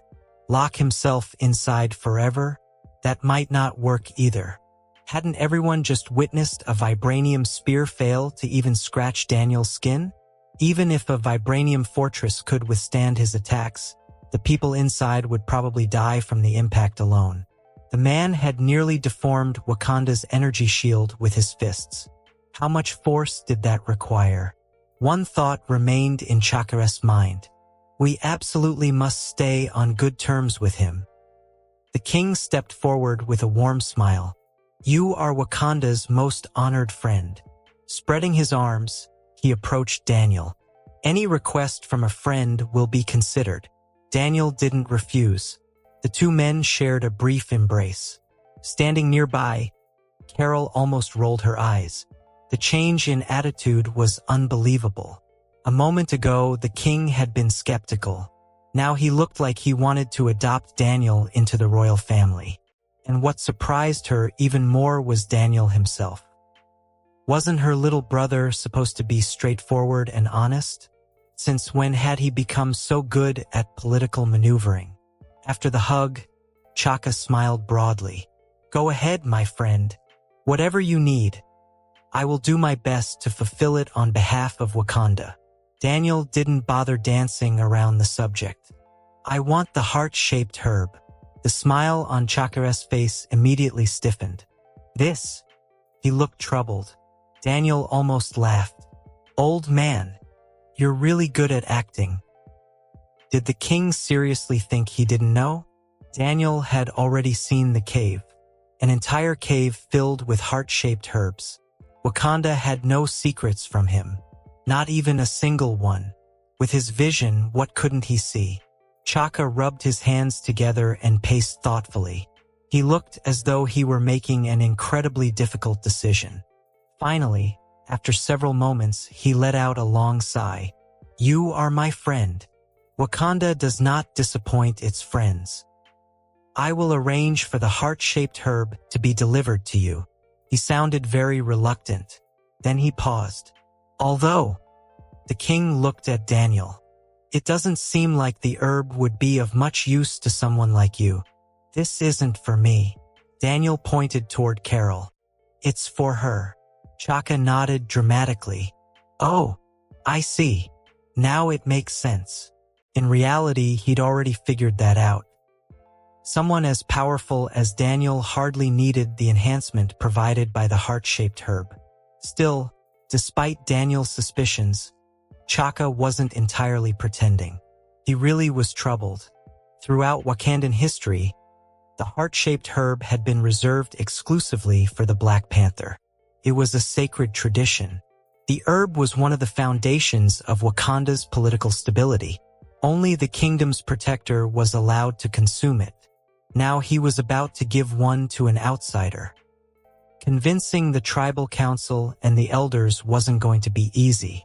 This wasn't some ordinary plant. This was a symbol of royal authority, a cornerstone of Wakandan tradition. If anyone else had walked into the palace and demanded a heart-shaped herb, they would have received a laser blast instead. The only reason this conversation was happening at all was because Daniel's existence placed a tremendous amount of pressure on everyone involved. The ritual for consuming the heart-shaped herb is rather complicated, Chaka said. As it happens, my son Chala has reached the age where he will soon undergo the ceremony himself. He looked at Daniel. Why don't we allow Miss Carol to participate in the ritual alongside my son tomorrow? Daniel had no objections. He nodded immediately. Sounds good. Meanwhile, Carol stood there completely lost. Heart-shaped herb? What was that? From the sound of it, the plant could somehow strengthen her body? Before she could ask further questions, Daniel spoke again. I have one more small request. For once, he actually looked a little embarrassed. After all, if he was being honest with himself, he'd essentially flown into Wakanda, demonstrated overwhelming force, and pressured the king into giving him what he wanted. Felt a little like bullying. A small request? Chaka smiled. Please go ahead. At this point, he'd already agreed to give away a heart-shaped herb. His mental defenses had reached maximum durability. It's about my clothes. Daniel scratched his cheek. You've seen how fast I can move. My clothes don't survive very well. I was wondering if I could get something a bit more durable. A vibranium suit. Chaka interrupted before Daniel could finish. I'll have someone take your measurements. Then we'll make you a vibranium suit. Daniel blinked. That was faster than expected. Chaka barely cared. Vibranium? He had plenty of vibranium. Compared to the heart-shaped herb, this request was easy. For a moment he'd thought Daniel was about to ask for something truly outrageous. This was nothing. Daniel's eyes lit up immediately. Really? That's fantastic. This time, his excitement was completely genuine. The issue of his clothing had been bothering him for ages. Every time he flew too fast, his clothes ended up destroyed. And replacing them wasn't cheap. Daniel was poor, really poor. He didn't have endless money for new wardrobes. Thinking about his finances immediately put him in a bad mood. What a cruel world. If circumstances were different, he should have been a billionaire by now. Returning to reality, Daniel quickly added, "Oh, right. One thing." Chaka looked at him curiously. "What is it?" "The suit needs a cape." Daniel said it with complete seriousness. The king froze for a second. Then he burst out laughing. "Ha ha ha. Of course. You can participate in the design process yourself when the time comes." "Absolutely." Daniel nodded immediately. Even if Chaka hadn't suggested it, he would have insisted. He wanted a heroic suit, a stylish suit, not one of those dull gray Black Panther outfits with the cat mask. A superhero costume needed to be impressive. It needed to stand out. It needed presence. It needed aura. Otherwise, what was the point? Only something truly magnificent would suit him. After discussing a few additional details, Chaka checked the time. "It's getting late." He stood up. "I'll have someone escort both of you to your rooms.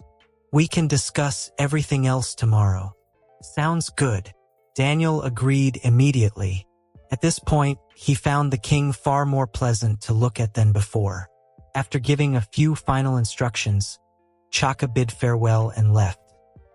Escorted by 2 Dora Milaje warriors, Daniel and Carol were taken to a luxurious suite. The room was enormous. Elegant furnishings filled every corner. Modern amenities were everywhere. Everything about it screamed wealth. Daniel could only sigh. As expected of one of the world's biggest hidden rich guys. Of course, Wakanda wasn't the only one. The guy with the hammer counted as one. Tony Stark definitely counted too. Daniel had already been keeping both of them on his mental list. Sooner or later, he was going to make a fortune from somebody. The moment they entered the room, Carol finally couldn't hold back anymore. "Daniel, what exactly is the heart-shaped herb?" Daniel sat down and gave a simple explanation. "It's a special plant found in Wakanda. After consuming it, a person's physical abilities increase dramatically." That was all he said. He deliberately kept the explanation short, because once Carol started asking questions, she could keep going forever. Unfortunately, it didn't work. "What about vibranium?" She immediately asked another. Daniel sighed. "Do you know Captain America's shield?" "Of course. The primary material used to make it is vibranium." Carol nodded thoughtfully. "Oh." Then her eyes brightened again. "So that means..." Before she could continue, Daniel immediately cut her off. "Carol. I'm tired." "Oh, let's get some sleep." He pointed toward her. "You're getting enhanced tomorrow. Having a good night's rest is probably important." Carol opened her mouth, closed it, then opened it again. In the end, she swallowed all her questions. He had a point. Tomorrow was important, and it really was getting late. "All right. Good night, Daniel." "Good night." The room finally fell quiet. The next morning, bright and early, palace attendants had already prepared breakfast and arranged it neatly in the suite's living room. When Daniel and Carol finally woke up and sat down to eat, they discovered something surprising. The food was actually fantastic. Neither of them knew exactly what some of the dishes were made from, but the texture was incredibly soft, almost melting the moment it touched their tongues. Combined with a specially prepared milk unique to Wakanda, the entire meal was far better than either of them had expected. Royalty really is royalty. Daniel couldn't help thinking as he enjoyed breakfast. Maybe I should just marry Black Panther's sister. He hurriedly drove the thought away from his mind. Daniel, how could you allow money to corrupt your soul like that? After breakfast, a message arrived from King Chaka. The heart-shaped herb ceremony would take place in the afternoon. That left them with the entire morning free. Since neither of them had anything else to do, Daniel and Carol decided to spend some time exploring Burning Zana. The moment Chaka learned of their plans, he immediately assigned 2 members of the Dora Milaje to accompany them. Not to monitor them, quite the opposite. He was worried someone might accidentally provoke Daniel. If that happened, cleaning up the aftermath would be a nightmare. In the king's eyes, Daniel had already become a treasured VIP, someone who needed to be kept happy at all costs. A walking trump card, a living ace hidden in Wakanda's hand. The streets of Burning Zana were bustling with activity. Wakanda was made up of multiple tribes, and as Daniel and Carol wandered through the city, they encountered people dressed in every imaginable style. Colorful robes, traditional garments, modern fashion mixed with tribal influences. The variety was fascinating. Even Daniel found himself impressed. It was genuinely eye-opening. Time passed surprisingly quickly while accompanying Carol around the city. Before either of them realized it, the morning was gone. It was already noon. At midday, King Chaka hosted a banquet in their honor. After being given a second chance at life, Daniel's perspective on many things had changed. In his previous life, he had often ignored the feelings of the people closest to him. He treated family and friends carelessly while smiling politely at strangers. It was something many people did without realizing it. The people who loved them most often ended up receiving the worst treatment. Because of that, Daniel valued family above everything else in this life. Even above himself. If someone insulted him, he could usually laugh it off. Most things weren't worth getting angry over.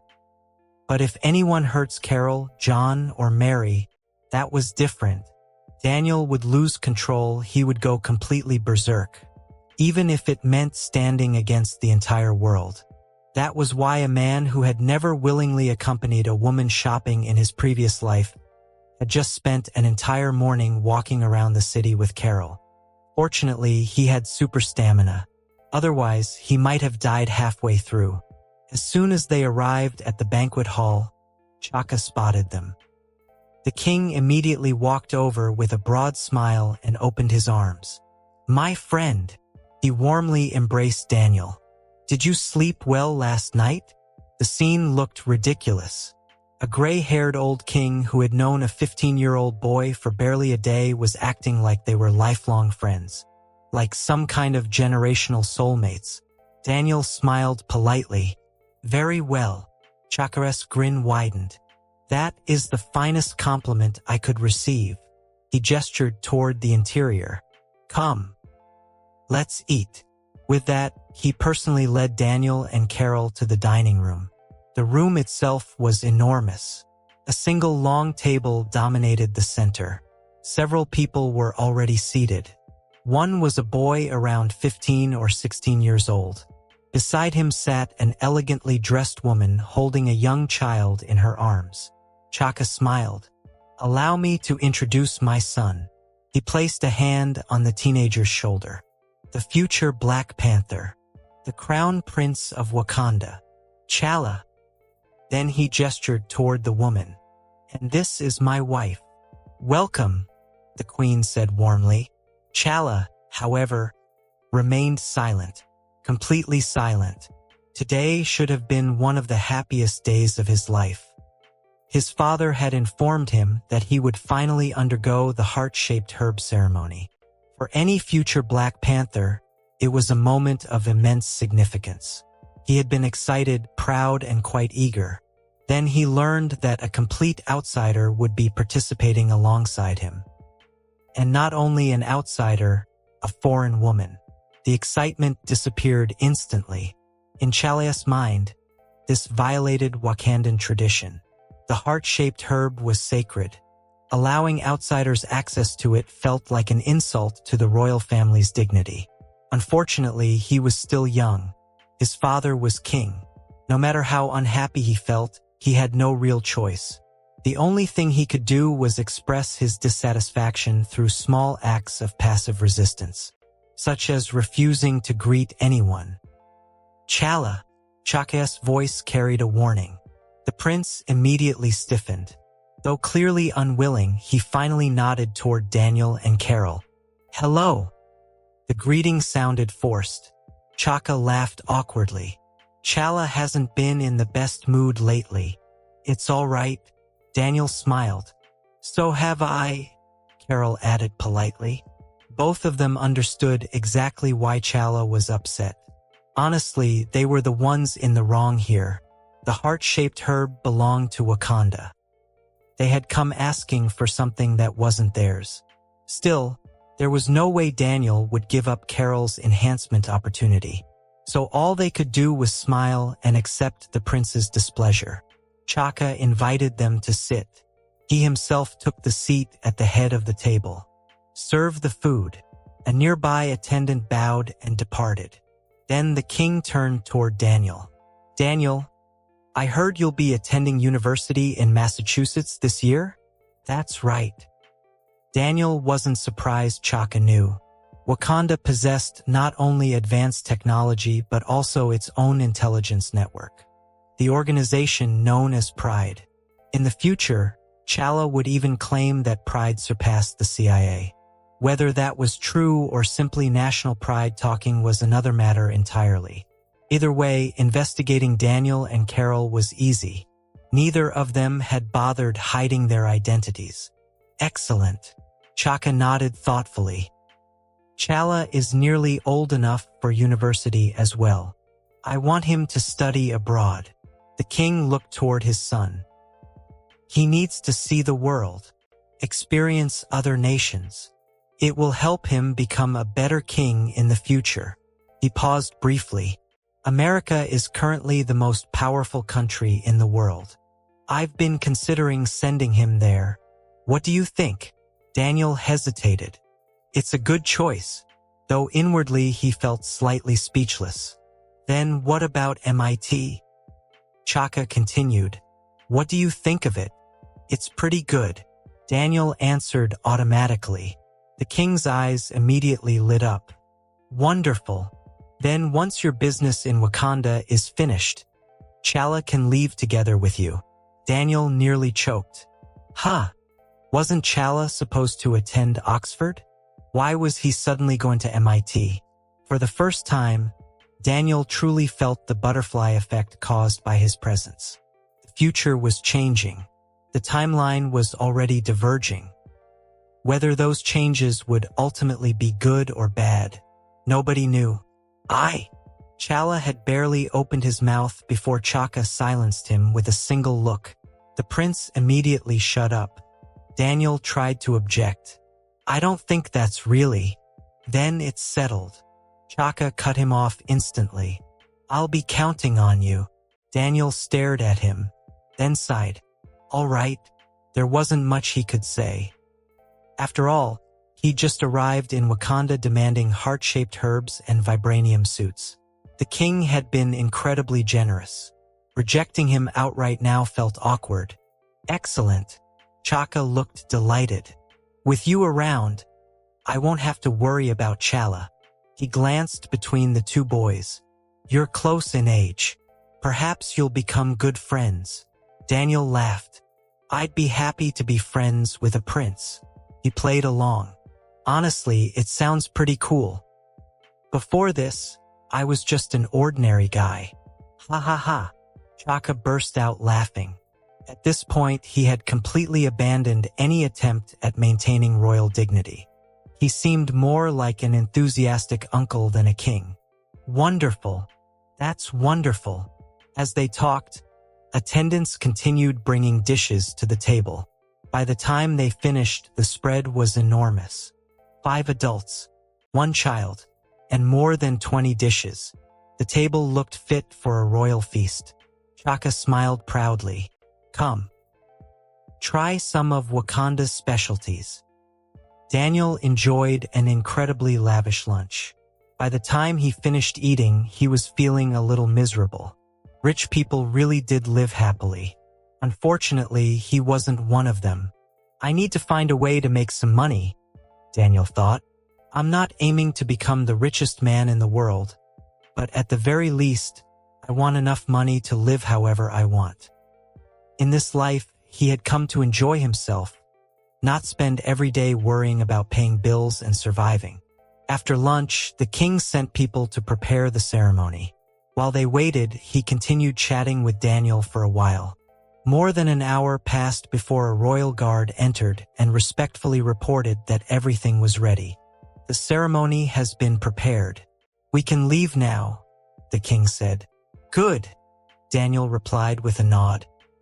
Beside him, Carol had already become restless with anticipation. Objectively, not much time had passed, but to her, it felt as though an entire century had crawled by. She simply couldn't wait any longer. Under the king's guidance, everyone boarded a Wakandan aircraft and flew toward a mountain range. Towering peaks stretched into the sky. Clouds and mist wound through the mountains like rivers, creating a breathtaking scene. The aircraft eventually stopped halfway up one of the mountains, hovering in front of a cave entrance carved into the rock face. "This is the place," the king said. As soon as he stepped inside, Daniel realized the cave was far larger than it appeared from the outside. The interior was surprisingly spacious. Quite a few people were already gathered within. These were all members of the king's most trusted inner circle, people whose loyalty was beyond question. After all, heart-shaped herbs were plants capable of enhancing the human body. If someone unreliable were guarding them, the king probably wouldn't be able to sleep at night. This was the very foundation of royal authority in Wakanda. Technically speaking, anyone in Wakanda could challenge the king. If they won and gained the approval of the other tribes, they could become the next ruler. But over the course of centuries, who had ever actually succeeded? An ordinary person defeating the Black Panther? It was impossible. During the coronation ceremony, challengers were allowed to face a Black Panther whose powers had supposedly been removed. But Daniel seriously doubted how genuine that was. To him, it looked more like a carefully staged performance. The witnesses were all tied to the royal family anyway. If someone somehow won, they could try finding out what happened next, assuming they weren't afraid of dying. Daniel even suspected that the supposed removal of the Black Panther's powers might be fake. If things truly became dangerous and the king looked like he was about to lose, he'd probably pull off some miraculous last-second comeback. The power of friendship, the strength of destiny, the awakening of hidden potential, whatever people wanted to call it. In Daniel's eyes, it was all part of the same routine. Every single heart-shaped herb could create a new Black Panther. If outsiders obtained them, it would pose a deadly threat to the royal family's rule. The cave was hidden beneath layers of security. Concealed cameras and alarm systems covered the surrounding area. The interior was even more heavily protected. Anyone daring to covet the heart-shaped herbs would immediately become the target of the royal family. The pursuit would continue until one side was dead. The only reason Daniel was standing here was because he was Daniel. If anyone else had walked up to the king and casually said, "Hey, can I try one of your heart-shaped herbs?" a laser beam would have hit them in the face before they finished the sentence. Everyone understood something very clearly. There was no way Daniel would allow Carol to undergo enhancement alone. If anything went wrong, not even all of Wakanda would be able to bear the consequences. And so, for For the first time in thousands of years, new visitors had entered the sacred cave where the heart-shaped herbs grew. The priest overseeing the ritual was Badu. He was the father of Zuri, the priest who would one day preside over Chalaya ceremony in the future. At this point in time, however, Badu was still alive. In fact, he had personally overseen the king's own Black Panther ceremony years ago. Still, judging by his appearance, he probably didn't have much time left. His face was covered in wrinkles. His back was bent with age. He looked like he might stop breathing at any moment. Chaka! The moment he saw the king, Badu called out his name sharply. His voice echoed through the cave. He didn't care in the slightest that Daniel and Carol were standing nearby, nor did he bother hiding his displeasure. "Why have you brought outsiders here?" he demanded. "You have violated the ancestral laws that have been upheld for thousands of years." The atmosphere instantly became awkward. The king couldn't simply lash out at him either. Strictly speaking, the two were relatives.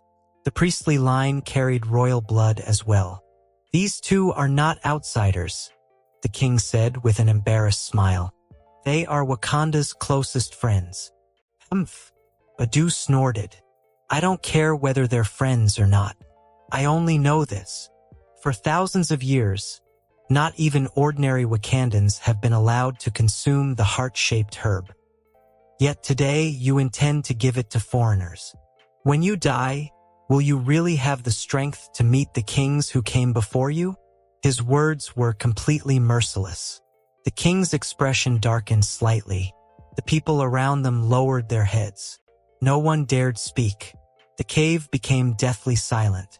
"I have my reasons for this decision," the king said calmly. "Go prepare for the ceremony. I will not conduct a heart-shaped herb ceremony for outsiders." Badu's stubbornness was legendary. If he said he wouldn't do it, then he wouldn't. The king sighed. "Very well. I will conduct the ceremony myself." Then he turned toward the guards. "Take Priest Badu back to rest. He's old now. He shouldn't overexert himself." It was obvious what the king intended. If Badu remained here, the ceremony would never proceed peacefully. Two guards immediately stepped forward. Badu slapped away the hands reaching for him. "Take your hands off me." His voice was still surprisingly strong. "I'm not dead yet." Then he turned back toward Chaka. "Chaka, I want to see how you're going to explain this to our ancestors." "That won't be your concern," the king replied evenly. "They will understand my decision." "Humph." Badu snorted once more before turning and walking away. Daniel stood off to the side, feeling more than a little awkward. The king glanced at him apologetically. "My apologies. You've witnessed something embarrassing." Badu is old. His mind isn't as clear as it once was. Daniel smiled awkwardly. There really wasn't much he could say. Soon afterward, under the guidance of several young attendants, Carol and Chala lay down inside two prepared sand pits. The sand was a vivid red. Its color was almost unnaturally bright. Once both of them were settled, the king personally walked over and harvested two heart-shaped herbs. Daniel took the opportunity to examine them more closely. The plants looked somewhat like funnels. Their outer petals were a deep purple color. They were quite beautiful. Honestly, they looked far more like flowers than herbs. Why is it called a heart-shaped herb instead of a heart-shaped flower? Daniel wondered. The naming made no sense to him. The king carefully extracted a purple crystal from inside one of the heart-shaped herbs. He placed it into a stone container and crushed it. The crystal immediately dissolved into a thick purple liquid. Turning around, he looked at Daniel. "Would you like to feed it to Carol yourself?" "I can do that?" Daniel asked. "Of course." The king smiled. "Then I'll do it." Daniel accepted the container and knelt beside Carol. Holding the bowl near her lips, he glanced back. "Just pour it in?" "That's right." Getting confirmation, Daniel didn't hesitate. He immediately pried Carol's mouth open and poured the purple liquid straight down her throat. Carol frowned instantly, her eyes snapped toward him. The look she gave him clearly said, "Just wait until I get out of here. You're dead." Daniel blinked innocently. Then he deliberately winked at her. Carol's expression became even darker. Looking thoroughly satisfied with himself, Daniel stood back up. On the other side, the king had already finished feeding Chala as well. The two men stepped aside. The young attendants picked up their shovels and began filling the pits. Soon, Carol and Chala were completely buried beneath the red sand. "Why are they being buried?" Daniel asked curiously. The king explained patiently. "It helps them communicate more effectively with Bast, the panther goddess. The power of the Black Panther comes from her blessing." Daniel frowned slightly after hearing that. He had never been particularly fond of gods, divine beings, fate, or anything similar. More importantly, he suddenly realized something he hadn't considered before. What if Bast left some kind of mark, influence, or hidden safeguard inside Carol during the enhancement process? Wouldn't that create a whole new set of problems? The more he thought about it, the more uneasy he became. For the first time, Daniel regretted allowing Carol to consume the heart-shaped herb. He had only known that the Black Panther gained enhanced abilities through the herb. And from what he remembered, Wakanda had plenty of them. What he hadn't expected was that the enhancement process would actually involve a deity. A cold feeling crept into his chest. Daniel suddenly had the uncomfortable suspicion that he might have accidentally dragged Carol into something much bigger than either of them had anticipated. A.N. Don't worry, Carol will get her original powers too. She will be Captain Marvel. Carol felt like she was in a very strange state. Her entire body felt weightless, as though she were floating through the air. At the same time, she couldn't feel her body at all. It was as if her soul had separated from her physical form. Half dream, half reality. Half awake, half asleep. Somewhere in the distance, she could hear ceremonial chants being sung in Wakandan. The voices seemed to drift in and out, echoing from far away. Then, without warning, the world spun around her. Everything blurred, and Carol lost consciousness. When she opened her eyes again, she found herself standing in the middle of a vast grassland. The sky overhead was dim, bathed in twilight. The surrounding world was silent, almost unnaturally silent. Directly ahead stood an enormous tree. Its canopy stretched dozens of meters across, overflowing with lush branches and leaves. The tree glowed with countless colors, casting shimmering light across the grass. Carol carefully looked around. Soon, she noticed something strange. Her body was transparent. Looking down, she saw she was still wearing the clothes delivered to her hotel room the previous night. T-shirt, light blue jeans, simple and clean. She raised her hand and stared at it for a moment. "I seem to be some kind of spirit right now," she muttered to herself. Just as uncertainty began creeping into her mind, something emerged from the darkness ahead. A gigantic Black Panther slowly walked toward her. Carol froze. The creature was enormous, 3 stories tall at least, nearly 20 meters long. Its black fur shimmered with a mysterious glow. Every step it took seemed to shake the earth. Carol nearly jumped out of her skin. But then she remembered what Daniel had told her. There wouldn't be any danger during the process. At least that's what he'd said. Gathering her courage, she forced a friendly smile onto her face. "Hi," she greeted awkwardly. The giant Black Panther stopped. Its eyes, each the size of a large bowl, stared directly at her. Carol immediately felt a chill run down her spine. "Hello," she waved again, trying her best to look harmless. Inside, however, she was already cursing Daniel. What kind of enhancement was this? Where had this giant panther come from? Some sort of genetic mutation? The moment she got back outside, she was definitely settling accounts with Daniel.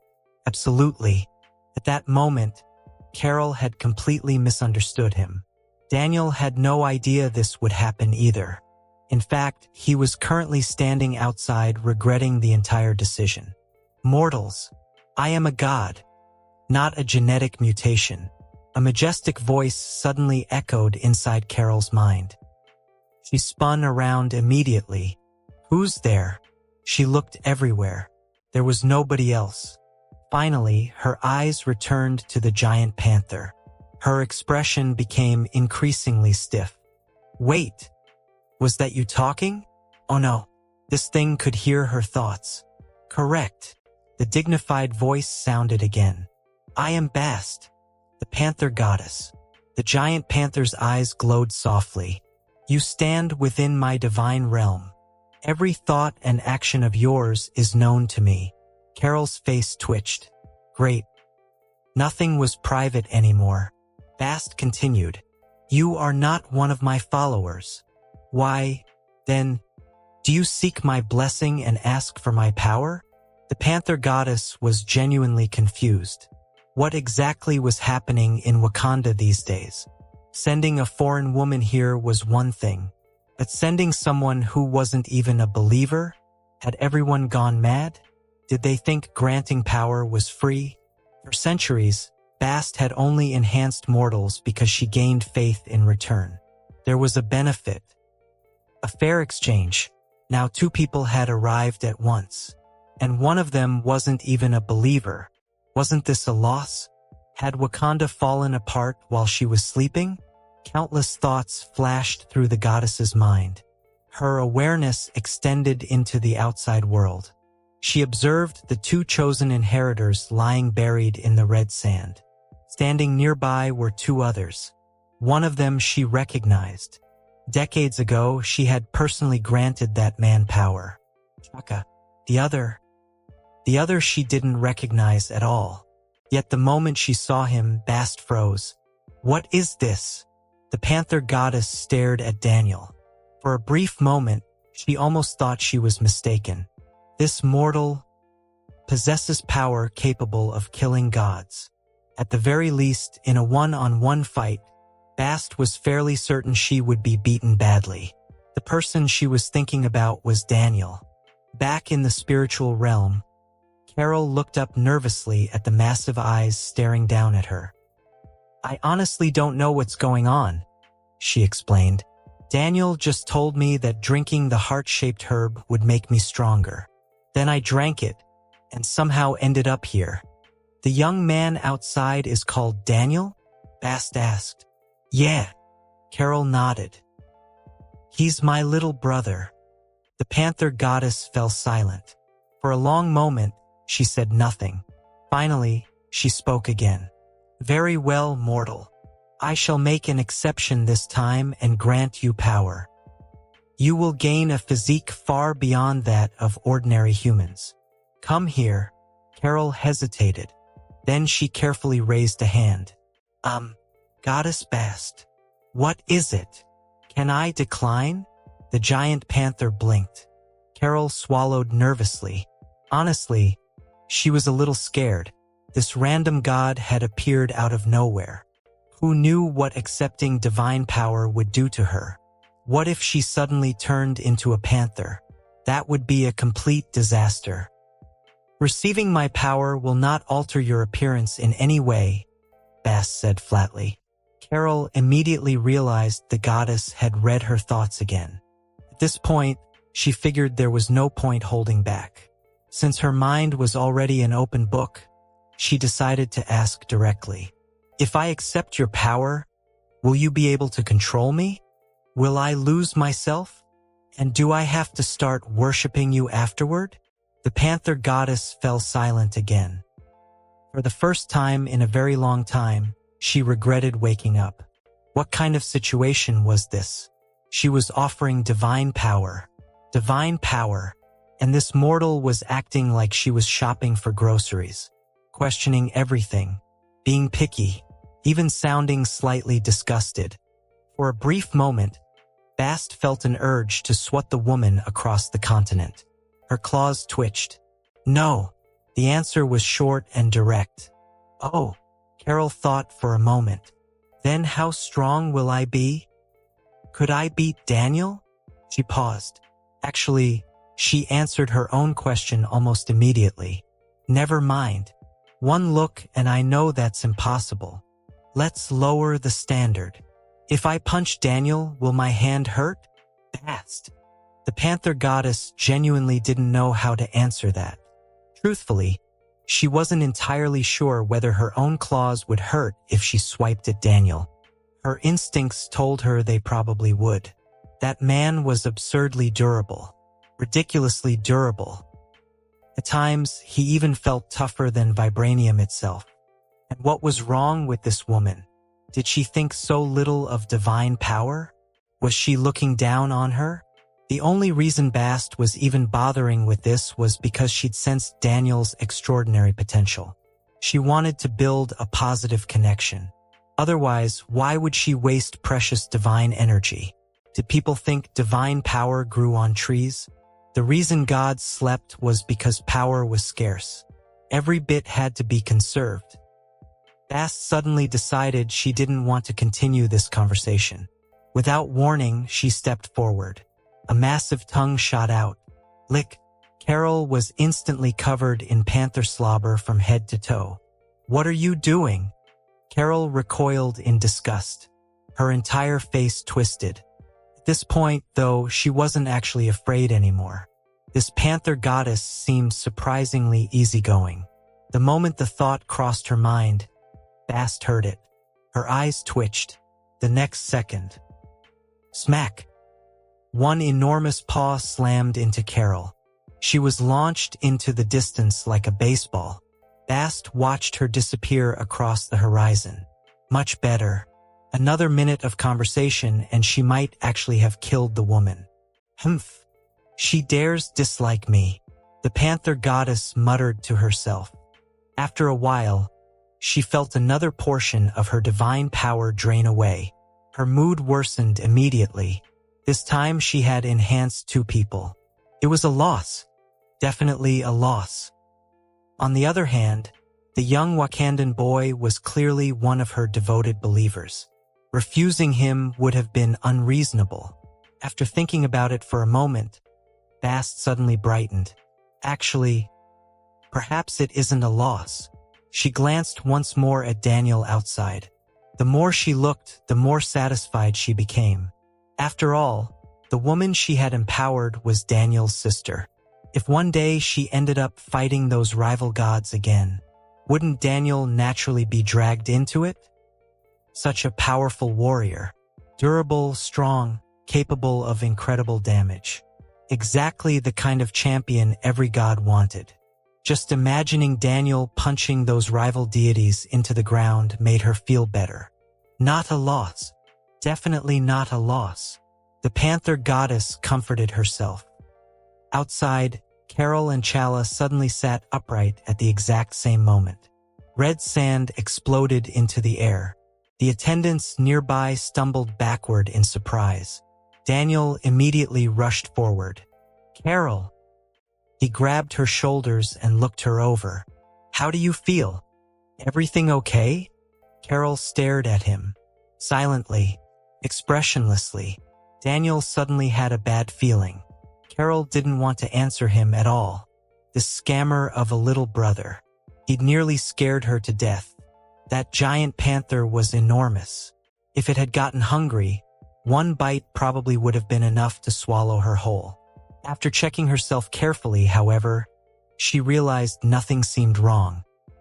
Her body hadn't changed, at least not visibly. But she felt incredible. Every muscle felt full of energy. Power surged through her body like electricity. Then a grin slowly appeared on her face. Daniel instinctively took a step back. That grin wasn't reassuring. Not at all. The next second, Carol flipped out of the sand pit in one smooth motion. Like a missile, she lunged straight at Daniel.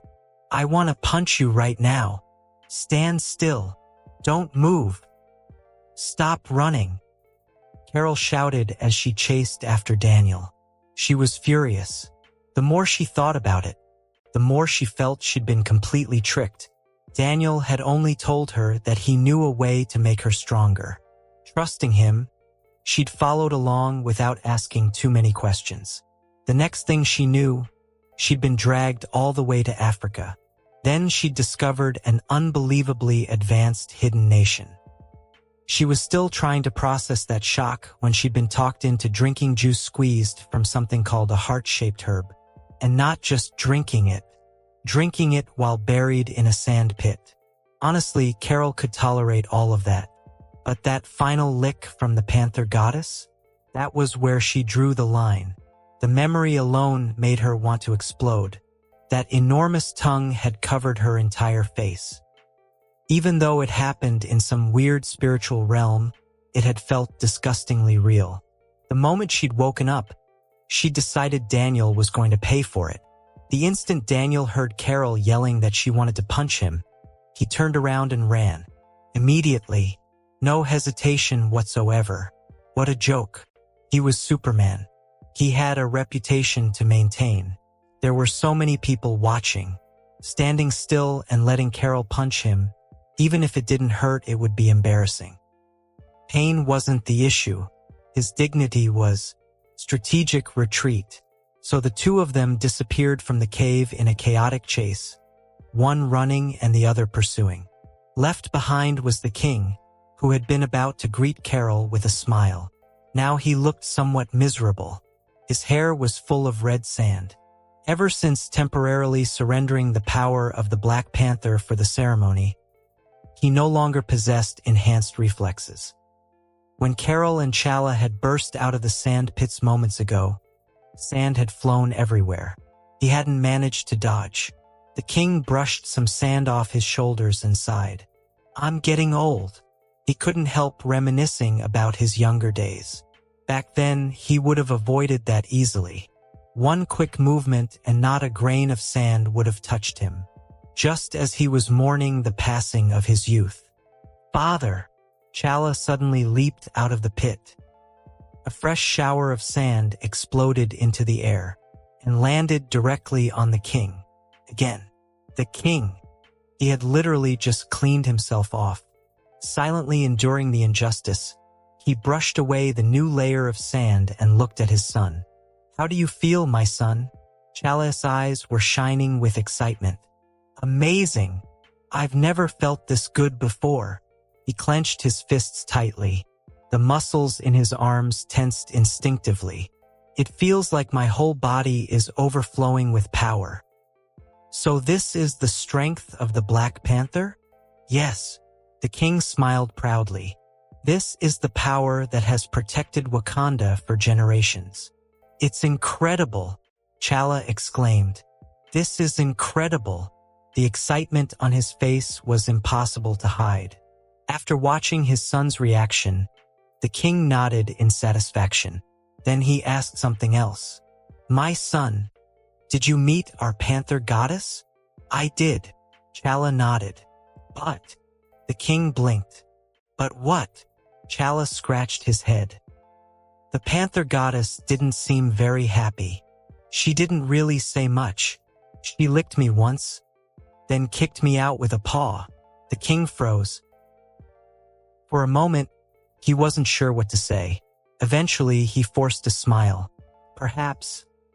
The great Bast was very busy today. Even he wasn't convinced by that explanation. Today's events had become stranger and stranger. Originally, he'd been certain Carol wouldn't receive the Panther Goddess's blessing.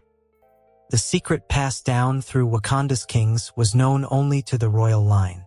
The heart-shaped herb alone wasn't enough. Only those acknowledged by Bast could truly gain the Black Panther's power.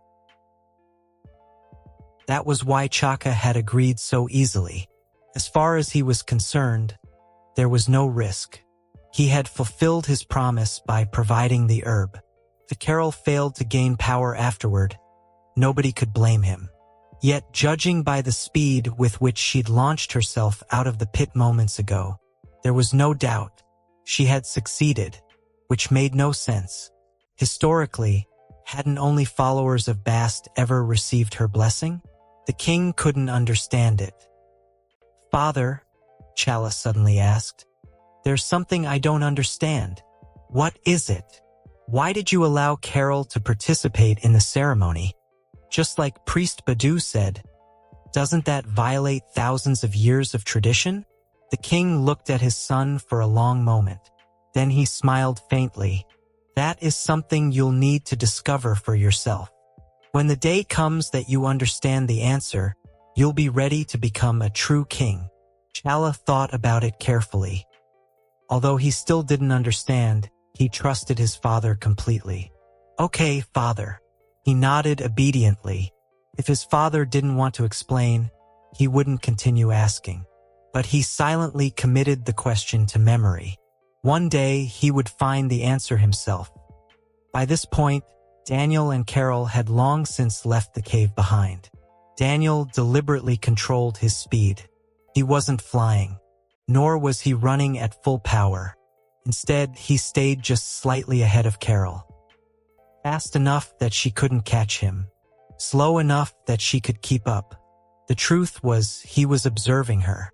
Using his enhanced vision, he carefully examined every part of her body while running. The results surprised him.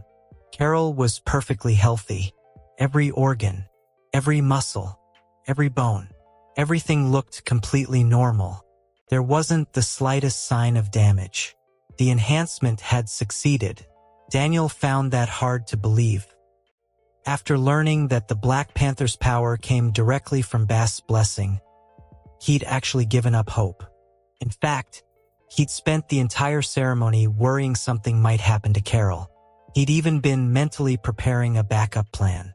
If Carol got hurt, he was absolutely throwing Chaka off the mountain. No negotiations. Yet not only had Carol survived, she'd successfully gained power. Looking at her now, her speed had already surpassed normal humans by a huge margin. The two of them sprinted across the mountain slopes as if the rough terrain didn't exist. Their speed had easily exceeded 100 kilometers per hour. Soon, Daniel reached the summit. He finally stopped and turned around. "You should give up. You can't catch me." Carol glared at him. "Then don't stop running. Keep going if you've got the guts." Daniel grinned. "I actually can." With his stamina, running around Earth hundreds, or even thousands of times wasn't a problem. Carol became even angrier. Humph! How had she never noticed how annoying Daniel was?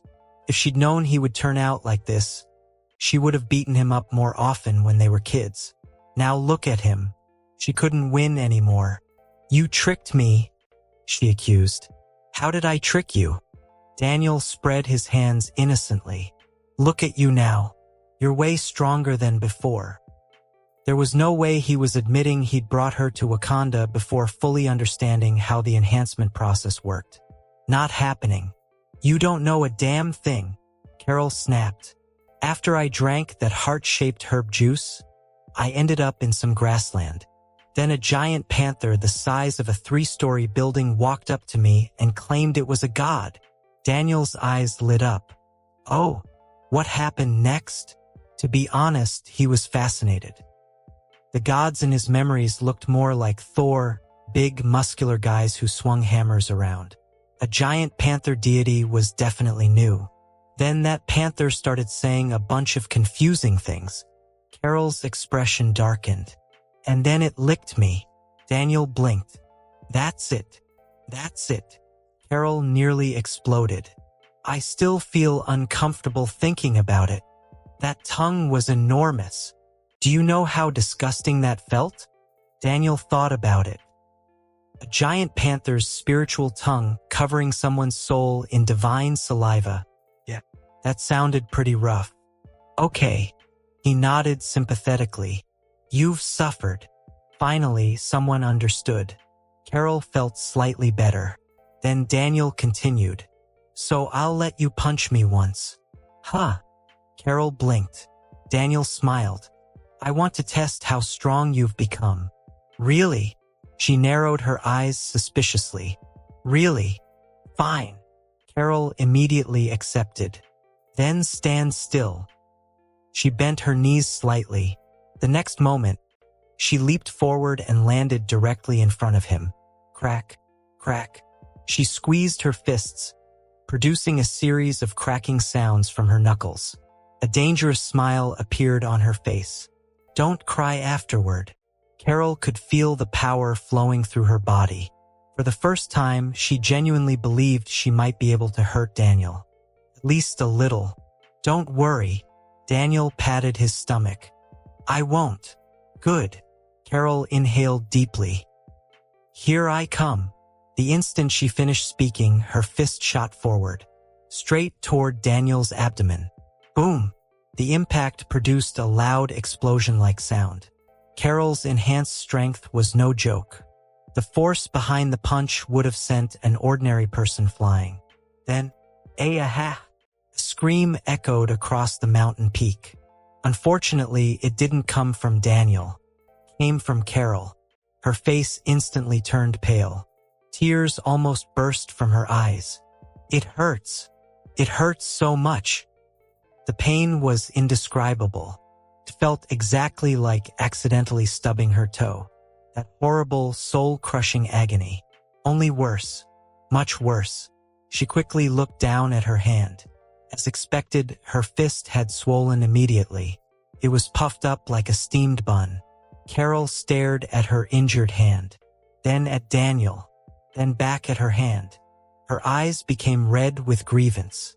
She looked moments away from crying. Daniel! Her voice trembled. You are not human. Carol remained in a foul mood all the way into the evening. Every time she looked at her swollen right hand, her irritation flared up again. She never should have touched Daniel. After getting burned so many times, how had she still not learned her lesson? As far as Carol could remember, ever since Daniel was around 5 years old, every time she tried to beat him up, she somehow ended up being the one who got hurt. That evening, Daniel and Carol had dinner with the king and his family. Throughout the meal, Carol was grinding her teeth in frustration. Her right hand was still swollen, so she could only eat with her left hand. It made everything awkward and difficult, and she probably looked a little ridiculous. But Carol didn't find it funny at all. She was trying her best to eat seriously. Okay? The king had prepared a lavish feast, and almost every dish suited their tastes perfectly. Carol had always been a foodie since childhood. Even if her right hand was unusable, she still had her left. The problem was that Daniel kept laughing at her the entire time. What's so funny? Carol roared inwardly. If the king's family hadn't been sitting right there, she would have bitten him on the spot. Sure, she'd probably be the one nursing a toothache afterward. But she never surrendered. Just wait till the time I get stronger than you.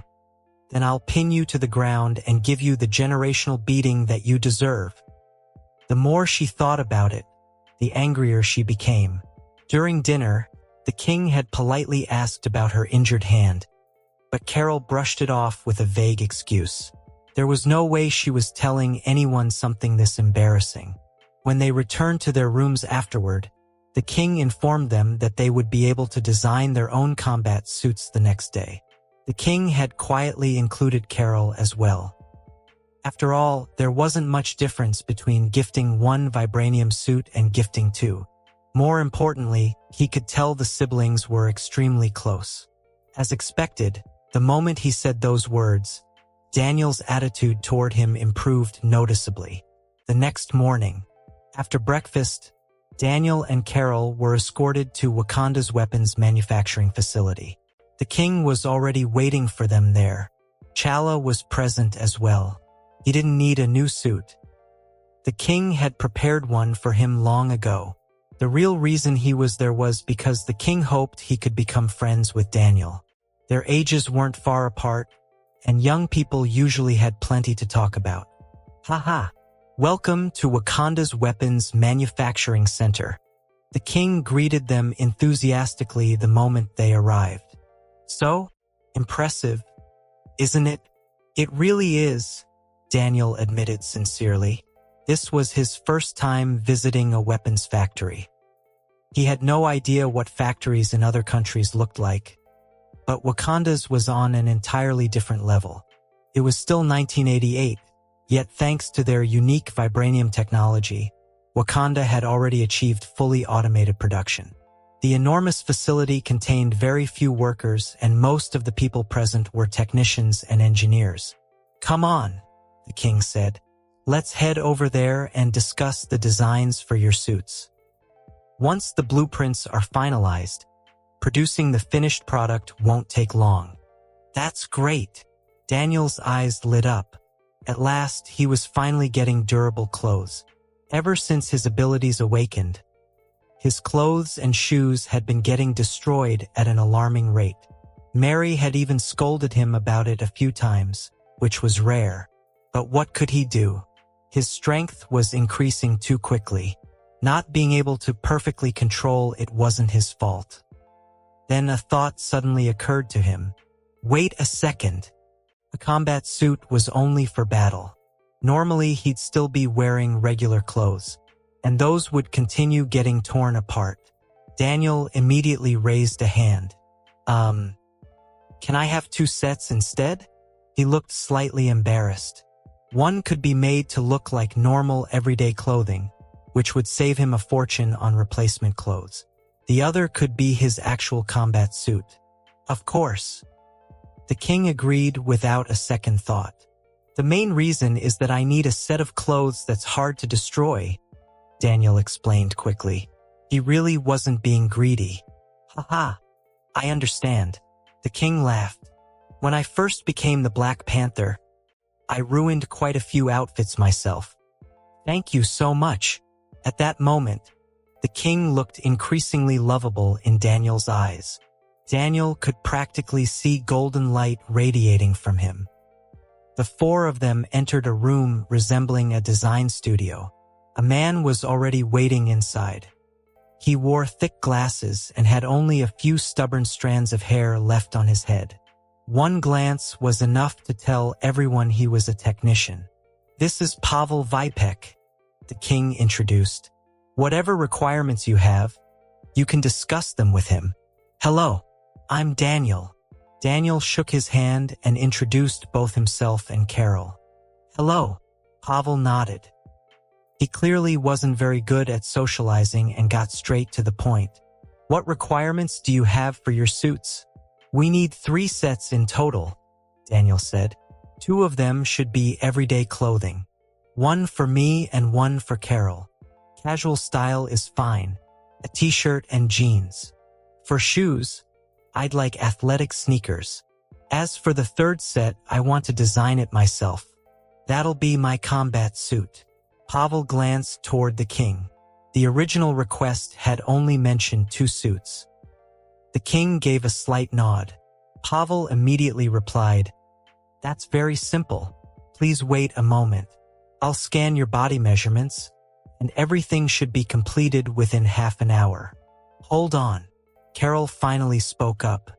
"Who said you could decide for me?" She shot Daniel a look. "Change mine to a United States Air Force uniform." "Oh, sorry. I overlooked that." Daniel scratched his head awkwardly. Honestly, a military uniform suited Carol much better. After all, once summer vacation ended, she would officially be joining the military. Understood. Pavel picked up a metal rod about 20 centimeters long and scanned Daniel and Carol from head to toe. "Now choose the styles you want." He handed them something similar to a tablet. At this point in time, Wakanda had not yet developed holographic imaging technology. Daniel casually selected a set of clothes. Carol chose an Air Force uniform. After they returned the device, Pavel made a few adjustments and nodded. "Production has already started." Then he turned towards Daniel. "Now let's discuss your combat suit design." "All right." Daniel had already planned it out in his head. The chest should have a diamond-shaped emblem. Inside the diamond, put a letter S. The colors should be red and gold. Like this. Pavel quickly generated a design and showed it to him. "Exactly." Daniel nodded immediately. And then, the rest is simple. The suit itself should be dark blue. I want combat boots. And add a dark red cape. Pavel worked rapidly, putting every detail into the design software. A few moments later, he presented the completed blueprint. The overall appearance was sleek and imposing. How about this? Pavel asked. Daniel's eyes brightened. That's it. It was almost identical to the image he had envisioned. Looking at Pavel's rapidly disappearing hairline, Daniel couldn't help sighing inwardly. As expected, the less hair a person has, the stronger they become. The power of the balds is truly terrifying. This is the one. Daniel gave his final approval. Make it exactly like this. Understood. Pavel nodded and immediately began processing the order. After waiting in the design room for a little over an hour, Pavel glanced at his tablet before looking up at Daniel and Carol. The clothes are ready. Follow me. The moment they heard the news, both Daniel and Carol jumped up from the sofa and hurried after him. The king and Chala followed as well. The king, however, wasn't looking particularly happy. He had been completely ignored. A king. The king of Wakanda. And somehow nobody had remembered he was even there. This guy really doesn't know how to handle people, the king grumbled inwardly. The more he thought about it, the more annoyed he became. That's it. I'll transfer Pavel to the vibranium mines. Completely lacking in awareness. Meanwhile, Pavel, who was leading the group, had no idea he was already being targeted. When the transfer notice arrived someday, he'd probably stare at it in total confusion. Neither Daniel nor Carol cared about any of that. Both were eager to see the finished products. Carol, especially, had learned how valuable vibranium was and was extremely curious about what it felt like to wear something worth a fortune. As for Daniel's lengthy explanations about vibranium's performance characteristics, she hadn't absorbed much of it. The only thing she remembered was one sentence. 1 gram of vibranium was worth $10,000. That statement alone had practically made her eyes glow. $10,000 per gram. How much would an entire outfit be worth? This is amazing. Carol's imagination immediately started running wild. If I ever run out of money, I can just chip off a tiny corner of the suit and live comfortably for months. After all, how much money had she and Daniel spent during this trip? Even including the money John had given them, they only had about $2,000. Yet they had managed to enjoy nearly a week in New York with it. I'll never have to worry about travel money again. Carol couldn't help grinning. And if I run out, I'll just take a piece from Daniel's suit. Ha ha ha. Unfortunately, there was one small problem. She probably couldn't tear it apart. When Daniel had explained vibranium earlier, she'd been too focused on its value to pay attention to how durable it actually was. Daniel, on the other hand, probably could rip it apart if he really wanted to. But if they were ever broke, would he destroy his own suit? Of course not. He'd definitely destroy Carol's first. Before long, they arrived at the display area and saw the finished products. The moment Carol picked up her uniform, she immediately rushed off to change into it. Daniel wasn't in such a hurry. He carefully examined the clothes in his hands. The shirt was a simple white t-shirt. The pants were light blue jeans. Both were styles he normally wore. Grabbing the fabric, he casually pulled it. The clothes remained completely intact. Very nice. Daniel nodded in satisfaction. For anyone else, that test would have been meaningless. But Daniel's current strength was already absurd. Even using only some of his power meant exerting hundreds of thousands of tons of force. Most materials would have been shredded instantly. Normally, he could control his strength well enough in daily life. But whenever his emotions fluctuated, the things around him often paid the price. Now things were different. With this vibranium outfit, he wouldn't need to be so cautious all the time. The suit's natural resistance acted like a restraint against his body, helping him regulate his power more effectively. Soon afterward, Daniel went to change as well. He was considerably faster than Carol. In fact, they ended up emerging almost at the same time. When Daniel saw Carol wearing the Air Force uniform, he paused for a second. It suited her surprisingly well. It was sharp, confident, and heroic. The uniform perfectly matched her personality. As for Daniel, well, being handsome made life easy. Everything looked good on him. After moving around for a bit, he confirmed his earlier assumption. The vibranium clothing really did help him control his strength.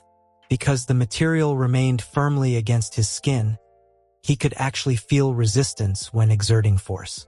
Unlike ordinary clothes, which exploded the moment he pushed too hard, this outfit provided constant feedback.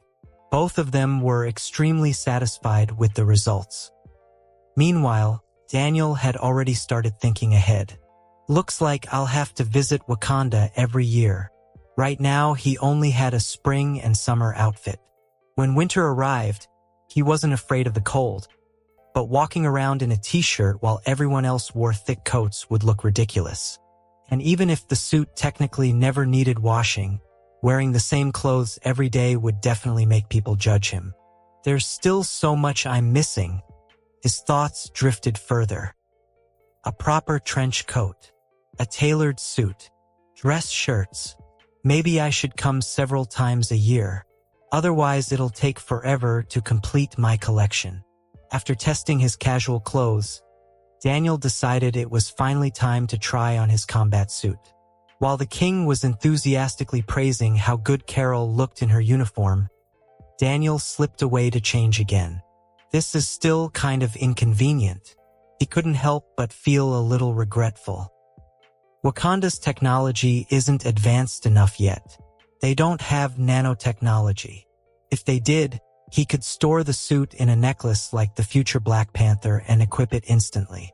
1 second in civilian clothes, the next second fully suited up. How cool would that be? Shuri, hurry up and grow up already. T'Challa's younger sister was a genius on par with Tony Stark. Most of Wakanda's future technological breakthroughs would come from her.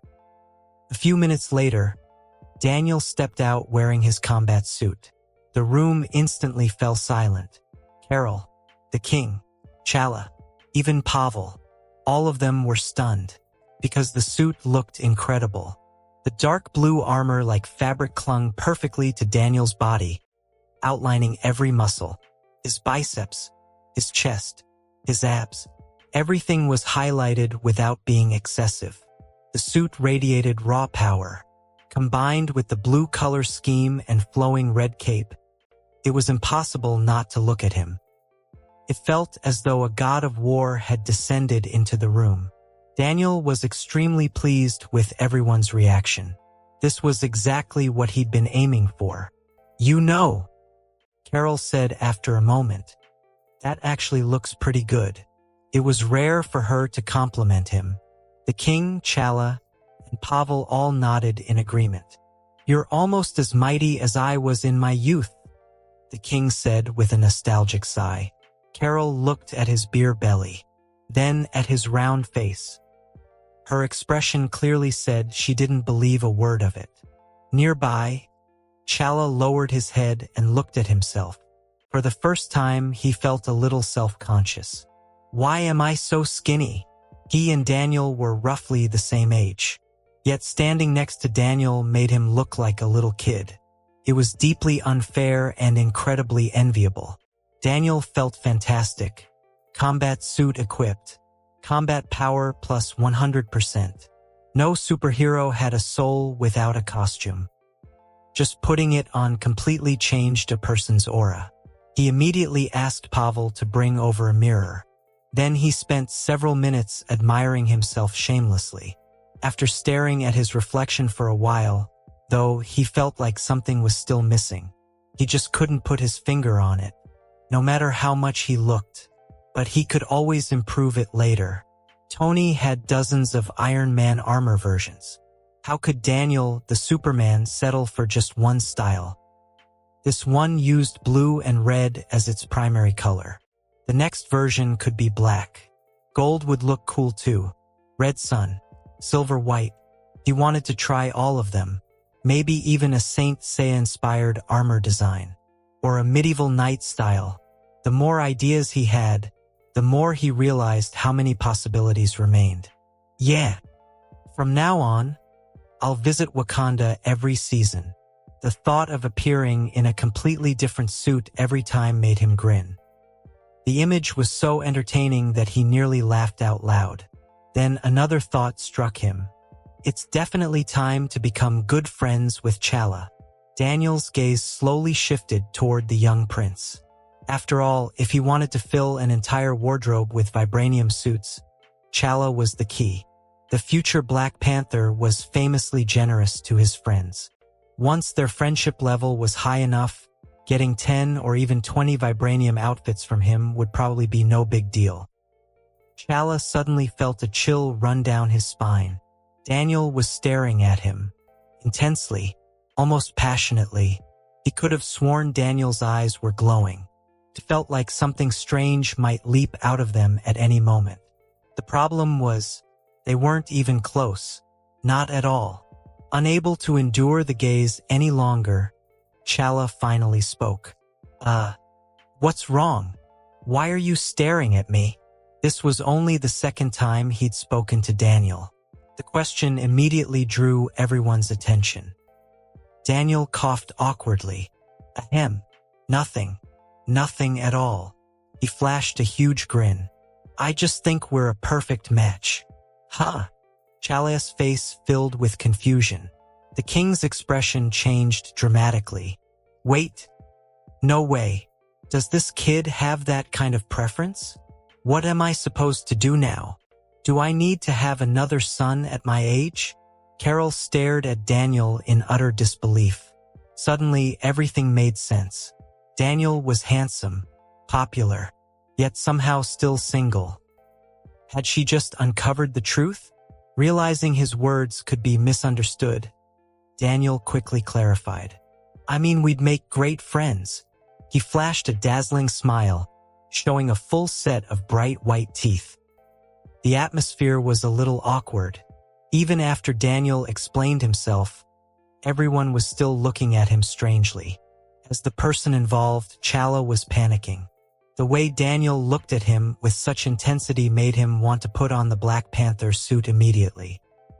Daniel could clearly sense the odd looks everyone was giving him, and he was speechless. What was wrong with wanting to be friends with a rich guy? What were they all thinking? Didn't they see the golden glow around the king and T'Challa? That was the color of money. I have a girlfriend, T'Challa finally said after a long silence. Oh. Daniel forced out a single word. This really wasn't easy to explain. Was he supposed to admit that he was interested in the T'Challa's wealth? That would completely ruin his image. He was Superman now, a powerhouse and virtuous hero, and he needed to act accordingly. It's not what you're thinking. Also, I'm gonna test the suit. Don't wait for me for dinner. Daniel threw out those sentences and flew away. He deliberately smashed a hole through the roof on his way out, venting his dissatisfaction. Everyone looked up at the gaping hole overhead, utterly speechless. Pavel was completely stunned. Had Daniel just flown? Daniel paused in the sky at an altitude of about 100 meters, thinking about where to go. After a moment, he made his decision. He would leave Earth and fly towards the sun. He had never been beyond space around Earth before. Now that his suit was sturdy enough, he didn't have to worry about damaging it. This was the perfect chance to test his abilities. As soon as he decided, he accelerated straight upward. His speed instantly broke the sound barrier and kept climbing.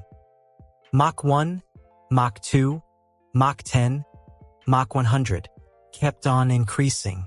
Leaving a cloud of sonic booms behind him, Daniel tore through the atmosphere in moments.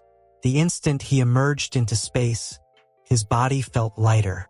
Sunlight that had not been filtered by the atmosphere washed over him, and the effect was obvious. The difference was like using a regular charger versus a fast charger. Actually, it was far greater than that. Simply put, this solar battery called Daniel was charging much faster now. Space was completely dark, but he could see perfectly clearly. He glanced back at Earth. It was beautiful. Blue oceans, white clouds, and continents painted in shades of yellow and green filled his vision. The sight was breathtaking. His supervision activated automatically, and he accidentally caught sight of Carol changing clothes. She was taking off her vibranium military uniform and changing into casual clothes. Daniel immediately snapped his gaze away. No peeking. No peeking. This story is absolutely not going down that route. Adjusting his position, Daniel aimed himself at the sun and flew, faster and faster. His speed kept increasing until he finally reached 1/10 the speed of light. His entire body became a streak of golden light shooting straight toward the sun. Meteoroids in his path shattered into fragments the moment he hit them. The closer he got to the sun, the more excited the cells in his body became. He felt like a black hole, devouring every ray of light around him and wasting nothing. Woohoo! Daniel laughed in excitement. This was the first time he had flown at full power, and it felt as if every part of his body had come alive. Go, go, go. He passed Venus, skimmed by Mercury, and after nearly 60 minutes of uninterrupted flight, he finally arrived at the sun. Instead of feeling tired after such a long journey, he felt more energized than ever. Every cell in his body greedily absorbed sunlight. If someone had looked through a telescope at his location, they would only have seen a tiny black dot. Unlike on Earth, all the surrounding light was being swallowed by Daniel. The sun's surface was over 5,000 degrees Celsius, yet around Daniel it felt almost like room temperature. Beautiful, Daniel murmured, completely captivated. Since he felt no strain at all, he decided to move even closer. 10 miles, 5 miles, 1 mile, half a mile, until he was practically touching the sun itself. This was a realm no living thing had ever set foot in before. Today, someone had arrived. Daniel had reached the corona. A thin layer of fully ionized gas surrounded him. He reached out and touched it. Felt warm. Too bad the sun is basically a giant ball of gas, he thought. No liquid. Otherwise, I could claim the achievement of taking a bath on the sun. Maybe this counts as a sauna? At that moment, Daniel was completely certain of one thing. A nuclear bomb could not hurt him.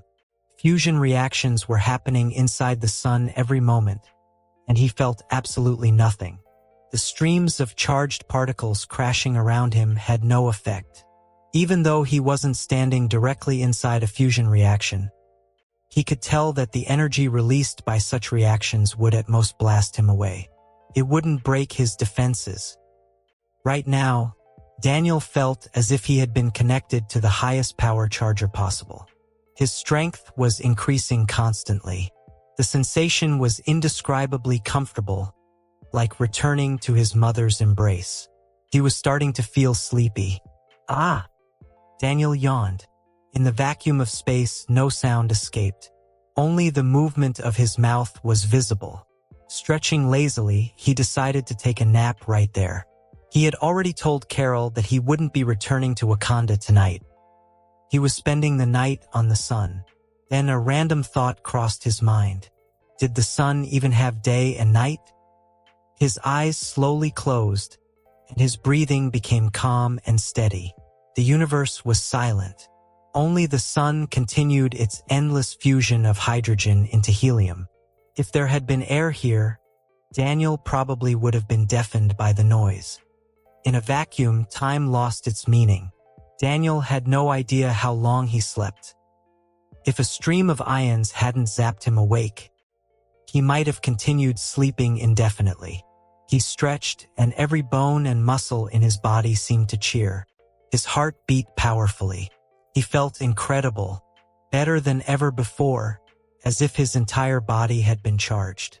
He glanced back at the sun and prepared to leave. Still, he felt a little regretful as he wanted to see the core. Even though this visit had greatly increased his power, he wasn't sure he could withstand the violent chaos inside the sun. No, he thought, I've come all this way. How can I not take a look? Just one look. The moment it becomes too much, I'll leave. Daniel flew deeper in the sun. He passed through the corona, then he entered the photosphere. The temperature here approached 10 million degrees Celsius, and for the first time, Daniel felt genuine pressure. As expected, he thought. Right now, I can't withstand the pressure inside the sun. If I force my way deeper, I'll get hurt. He looked toward the core one more time. The intense light appeared in his eyes as a roiling sphere of fire, and he could see waves churning inside the star. I'm leaving, Daniel said softly. First visit, and I wasn't prepared. Once I've come here a few more times, I'll take a look inside you. With that, he turned away and flew off without hesitation. He had already spent quite a bit of time here, and he still wanted to visit other worlds in the solar system. After all, if you leave Earth for the first time, how can you not pay a visit to the neighbors? When Daniel left the sun, his speed had increased noticeably. On the way there, his top speed had been around 1/10 the speed of light. Now, on the way back, he could already reach 15% of light speed. His first stop was Mercury. The planet sat an average distance of 57.9 million miles from the sun. Fortunately, Daniel didn't need to travel that far. After flying roughly 50 million miles, he arrived at Mercury. The trip took less than 20 minutes. Mercury was tiny, the smallest planet in the solar system. Maybe it had simply spent too long sitting next to the sun and gotten baked down to size. Like Earth, it was a rocky planet. Its surface looked somewhat similar to the moon, covered with impact craters, vast plains, basins, and towering cliffs. Mercury contained a significant amount of iron. Daniel picked up a meteorite from inside a crater, then circled the planet once before preparing to leave. Before leaving, however, he decided to leave behind a souvenir. Too bad I don't have a smartphone. Otherwise, I could have taken a picture, Daniel thought regretfully. He completely forgot that the sunlit side of Mercury could reach temperatures of over 430 degrees Celsius. If he actually pulled out a phone here, it would probably explode. Floating several dozen meters above the ground, red light flashed from his eyes. Using his heat vision, he carved a message into Mercury's surface. Daniel was here. Then he drew a smiling face beside it. Quite satisfied with his masterpiece, Daniel nodded proudly and flew away. As he traveled, he squeezed the meteorite in his hand. Originally, it had been much larger, but carrying the whole thing was inconvenient, so he had broken off a chunk about the size of his palm. Flying alone was surprisingly lonely.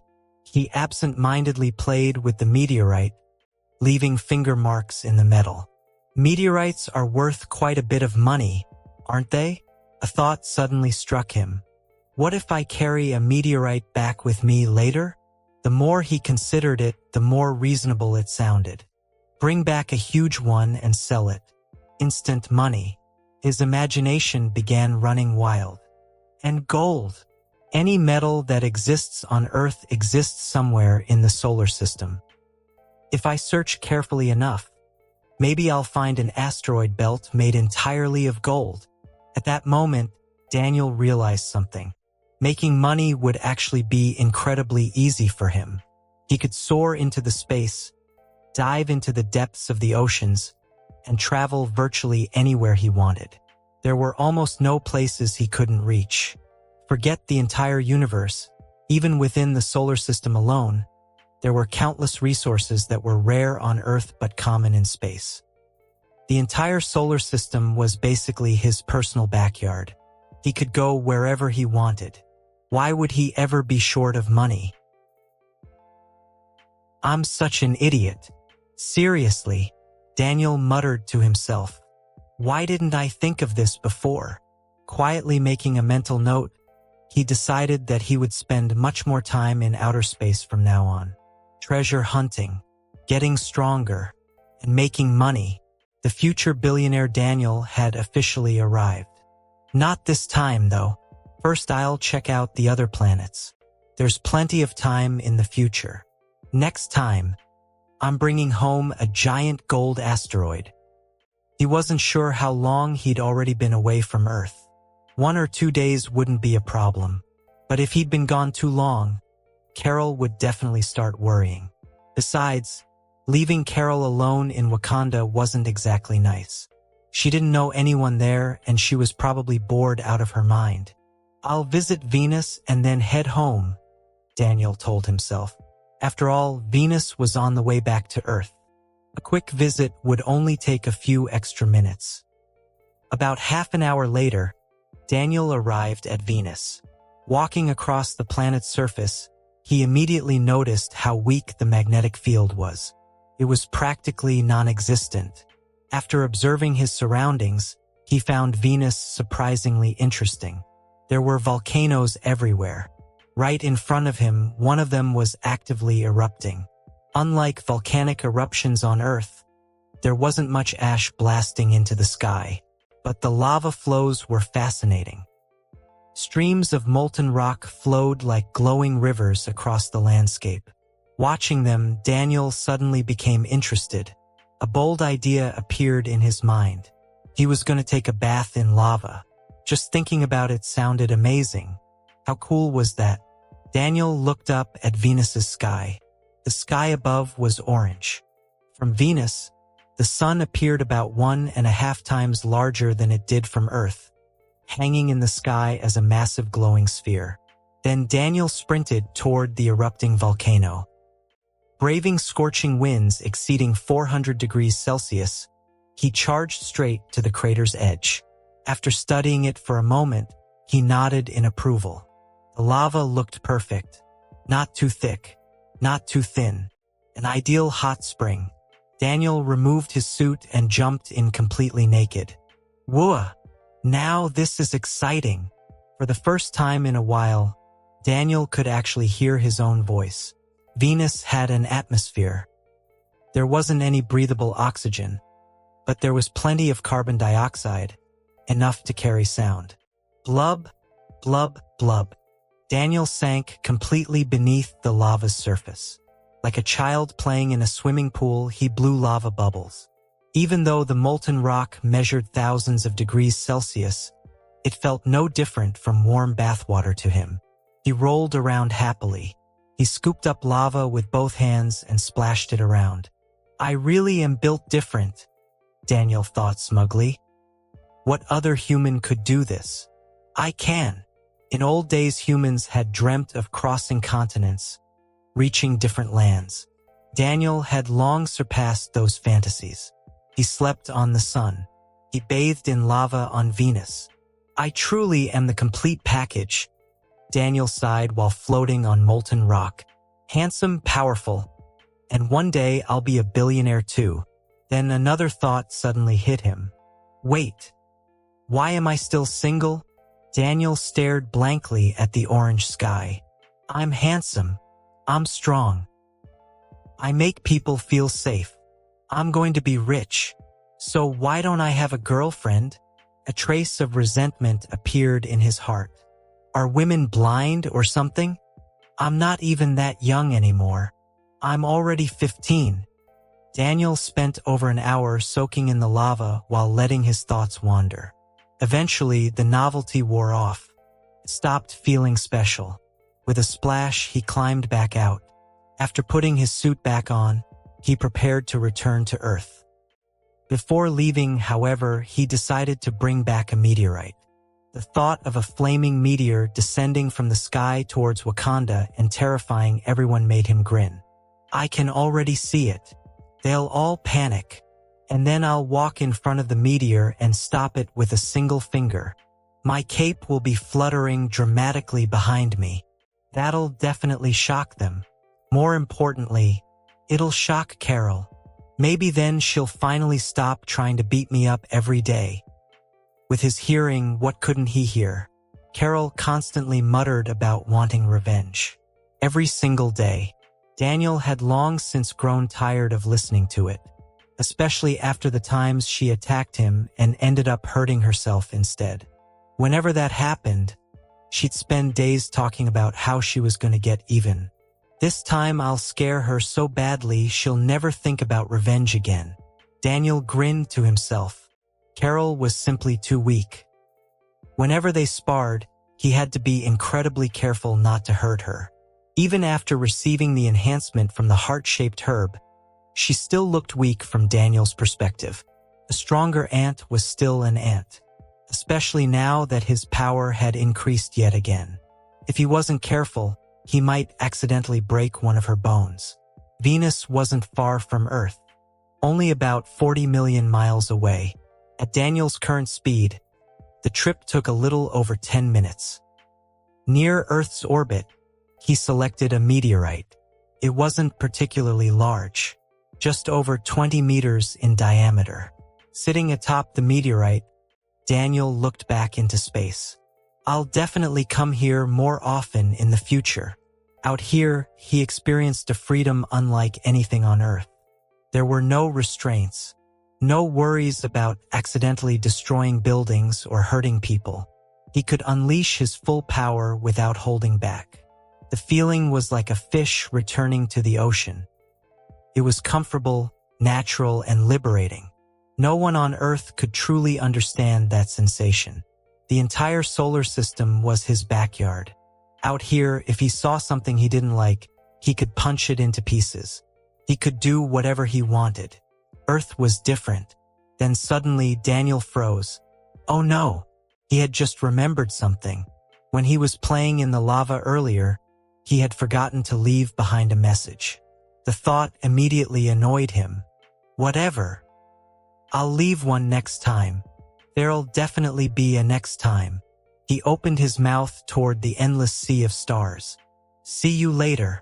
Then, pushing the meteorite ahead of him, Daniel accelerated toward Earth. Daniel pushed the meteorite forward from behind. Maybe it was because he had become younger after transmigrating, or maybe his brain had regressed along with his age, but he seemed to be acting more and more like a Chinibu teenager these days. Superman charging in. Go, go, go! Daniel shouted nonsense behind the meteorite. Although he hadn't been away from Earth for very long, he was already starting to miss life back home. Outer space was simply too lonely. The scenery never changed. Silence and emptiness stretched endlessly in every direction. There was nobody to talk to and nobody to share the experience with. He could only entertain himself. Stay in space long enough and it could drive a person insane. It would be nice if someone could come out here and play with me, Daniel thought. He pushed the meteorite forward at tremendous speed while carefully avoiding satellites. Not because he was afraid of them, but because getting photographed would create all kinds of annoying problems. Soon, Earth's gravity captured the meteorite. A little more than 10 seconds later, it no longer needed Daniel's help and began accelerating towards Earth on its own. Daniel checked Wakanda's location and nudged the meteorite several dozen kilometers to the right, lining it up with his target. Although Wakanda was hidden beneath its energy shield and couldn't be seen from space, Daniel remembered the surrounding terrain well enough to locate it. Once the meteorite entered Earth's atmosphere, friction ignited it. A blazing trail of fire erupted behind it. Thinking himself very clever, Daniel hid inside the fiery wake. Unless someone looked very carefully, they wouldn't notice him at all. The meteorite continued descending. As Earth rotated beneath it, the impact point gradually shifted. Daniel had to adjust its trajectory several times. By now, it was already the next day on Earth. Carol was having breakfast with the royal family of Wakanda. Since Daniel had disappeared for the entire night without warning, King Chaka felt Carol might feel lonely eating by herself, so he had invited her to join them.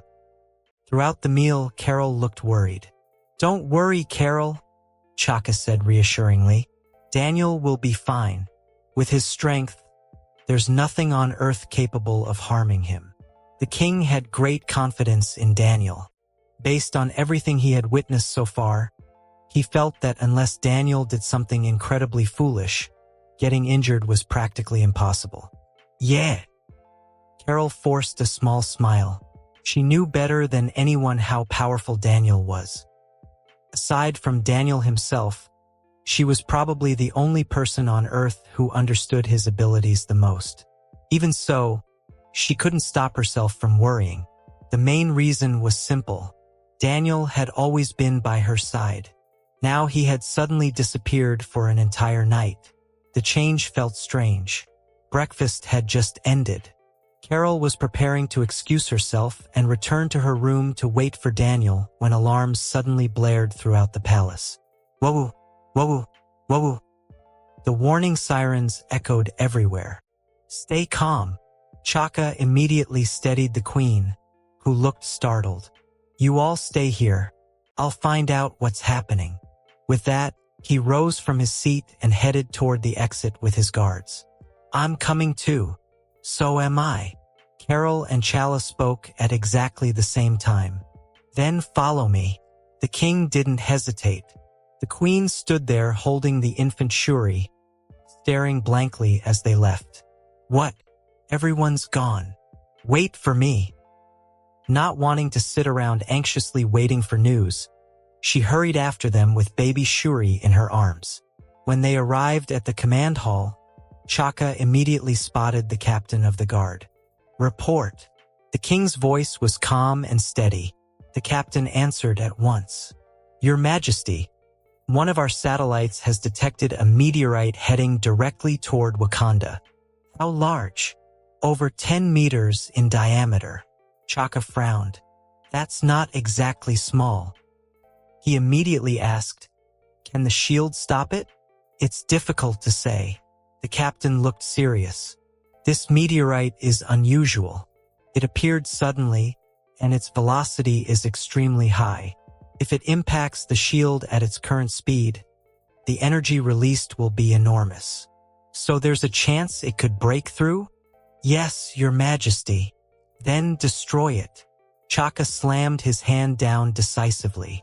I will not allow the people of Wakanda to face even the slightest risk. Hearing the exchange, Carol suddenly thought the king looked incredibly cool.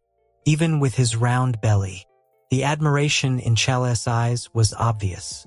The queen's expression wasn't much different. How long until impact? Chaka asked. The captain checked the data. Less than 5 minutes. At those words, the king's body visibly staggered for half a step. He quickly coughed. Ahem. Then what are you waiting for? Destroy it immediately. Yes, Your Majesty. The captain saluted and hurried away. As he walked, he issued commands through his communicator. Prepare all batteries. Fire laser interception systems in 3 minutes. Bring it down. Throughout burning Zana, anti-air defense towers rotated toward the sky. Their weapons locked onto the incoming target.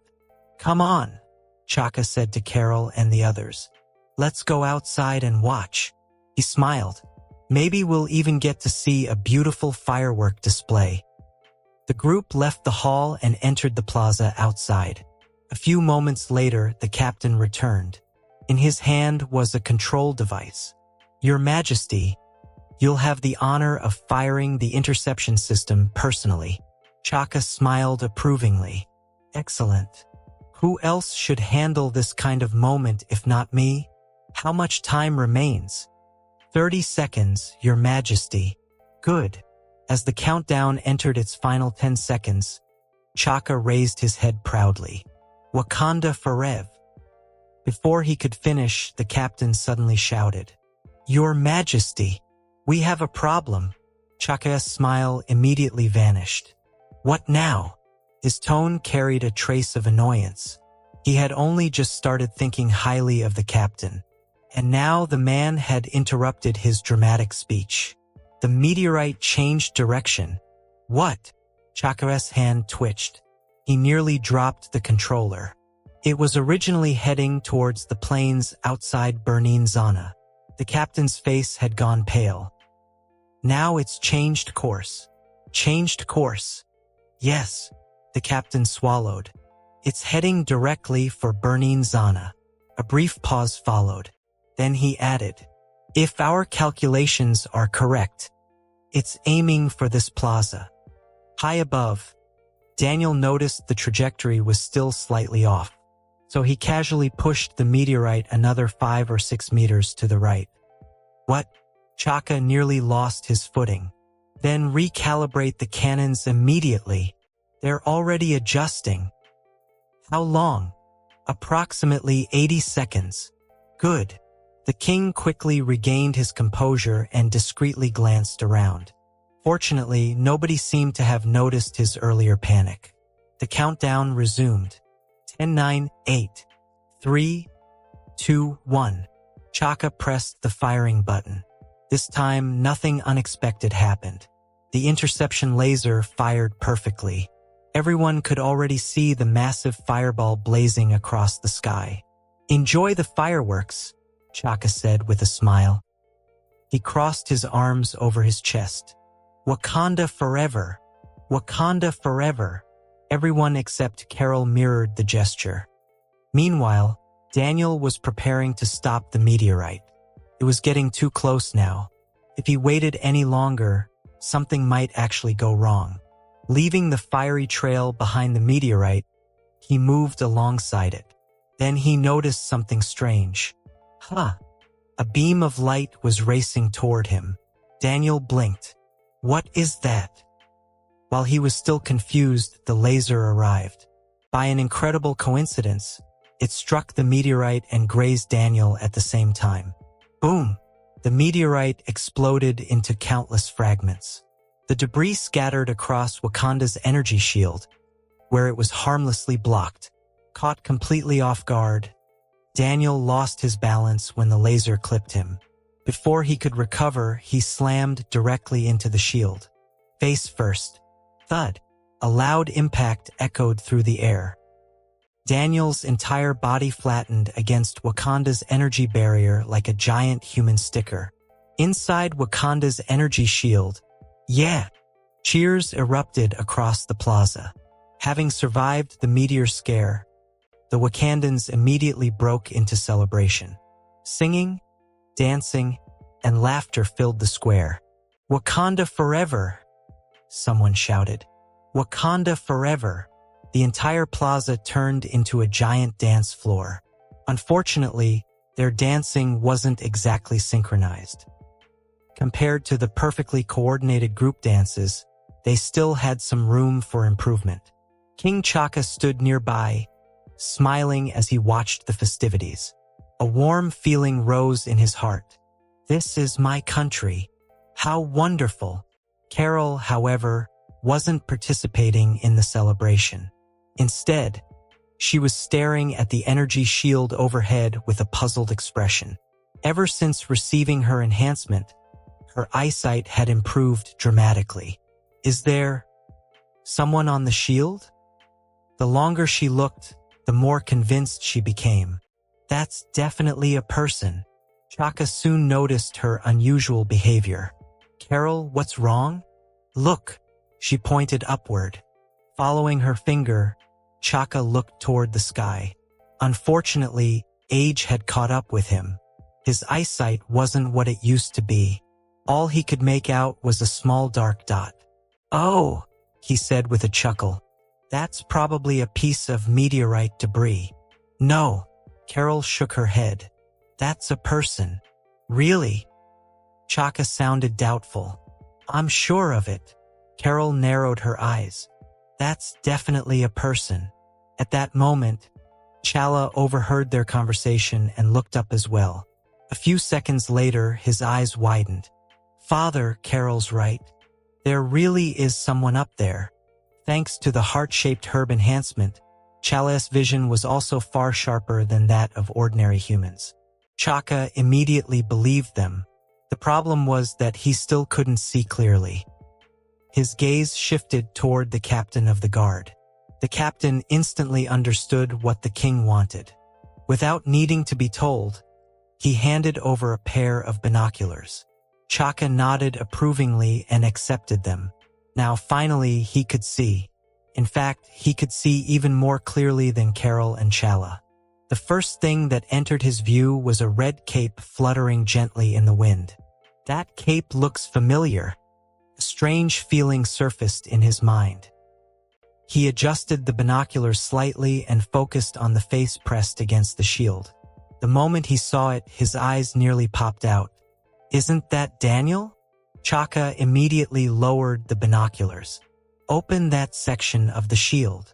He pointed directly at the spot where Daniel was stuck. The captain hesitated, but he still obeyed. "That's Daniel," Chaka explained.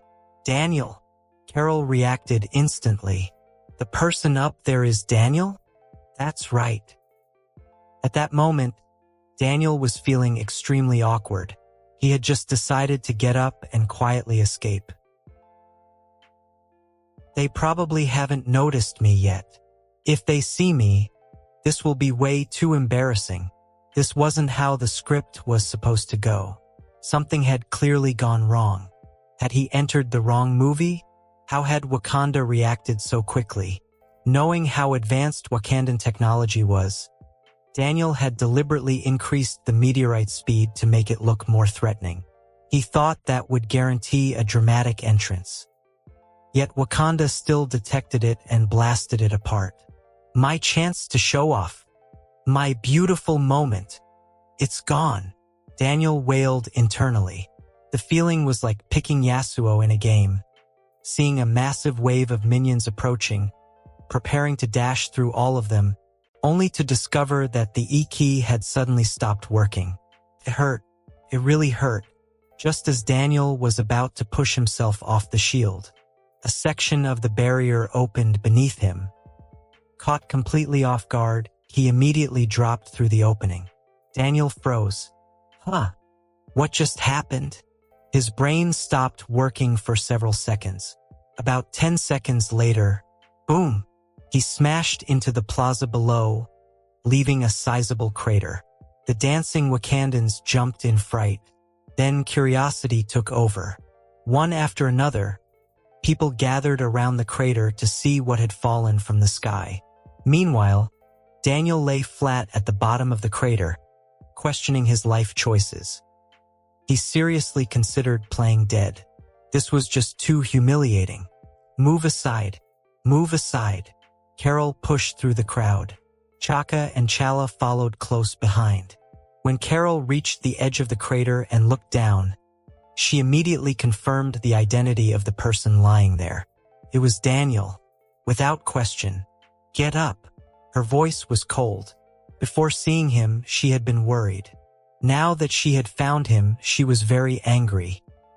Daniel had vanished without saying anything and disappeared for an entire night. How could she not be upset? She knew perfectly well that his body was practically indestructible. A fall like this couldn't possibly hurt him. Hearing Carol's voice, Daniel knew there was no point pretending anymore. "Morning, Carol." He quickly put on what he believed to be the cutest and most innocent expression possible. Then he looked up at her hopefully. Carol said nothing. She simply stared at him. The longer she stared, the more uncomfortable Daniel felt. Thankfully, King Chaka stepped in to save him. "Daniel, why exactly did you fall out of the sky?" The king extended a hand. "Come on, get up. Let's talk inside." With that, he helped Daniel out of the crater. The group soon returned to the royal palace. The moment everyone sat down. "Explain." Carol got straight to the point. "Where did you go?" "Space." Daniel answered sheepishly. "I just got the new suit, and I was excited. I wanted to experience flying at full speed. Then, before I knew it, I'd flown off Earth." "With your speed," Carol said flatly. "You expect me to believe it took you an entire night just to leave Earth?" "Of course not." Daniel immediately raised his voice. Carol questioning his speed was unacceptable. 3 seconds. That's all he'd need. Carol's eyes narrowed slightly. Daniel instantly lowered his volume. After leaving Earth, I decided to visit the sun. I spent a little over an hour flying there. Then, he scratched his cheek awkwardly. The sunlight made me sleepy. So, I accidentally fell asleep. As he spoke, Daniel carefully watched Carol's expression. He genuinely hadn't expected to be gone for that long. He thought he'd missed dinner at worst. Instead, he returned to discover an entire night had passed. Carol knew sunlight made him stronger. The Wakandan royal family, however, did not. The three of them stared at him in shock. The king was the first to recover. "You mean, you went to the sun?" "Yeah." Daniel nodded. "I even took a nap inside it. I didn't go into the core, though. That looked a little dangerous." Daniel answered casually. "Chaka, Chala, the queen." All three of them had exactly the same thought. Is he even human? This is unbelievable. Chaka couldn't help exclaiming. "You entered the sun and came back completely unharmed?" Silently, he raised his estimation of Daniel's strength by another 10 levels. At the same time, he became even more determined to maintain a good relationship with him. This wasn't just a powerful ally. This was an individual worth holding on to for your life. "So you slept inside the sun?" Carol crossed her arms. "And then came straight back?" "No." Daniel shook his head. "On the way back, I stopped by Mercury. Then I visited Venus. And I took a bath inside a volcano." The more he talked, the more excited he became. "I'm telling you, space is amazing. There are so many interesting things out there." At this point, the royal family had become completely numb. Nothing Daniel said could shock them anymore.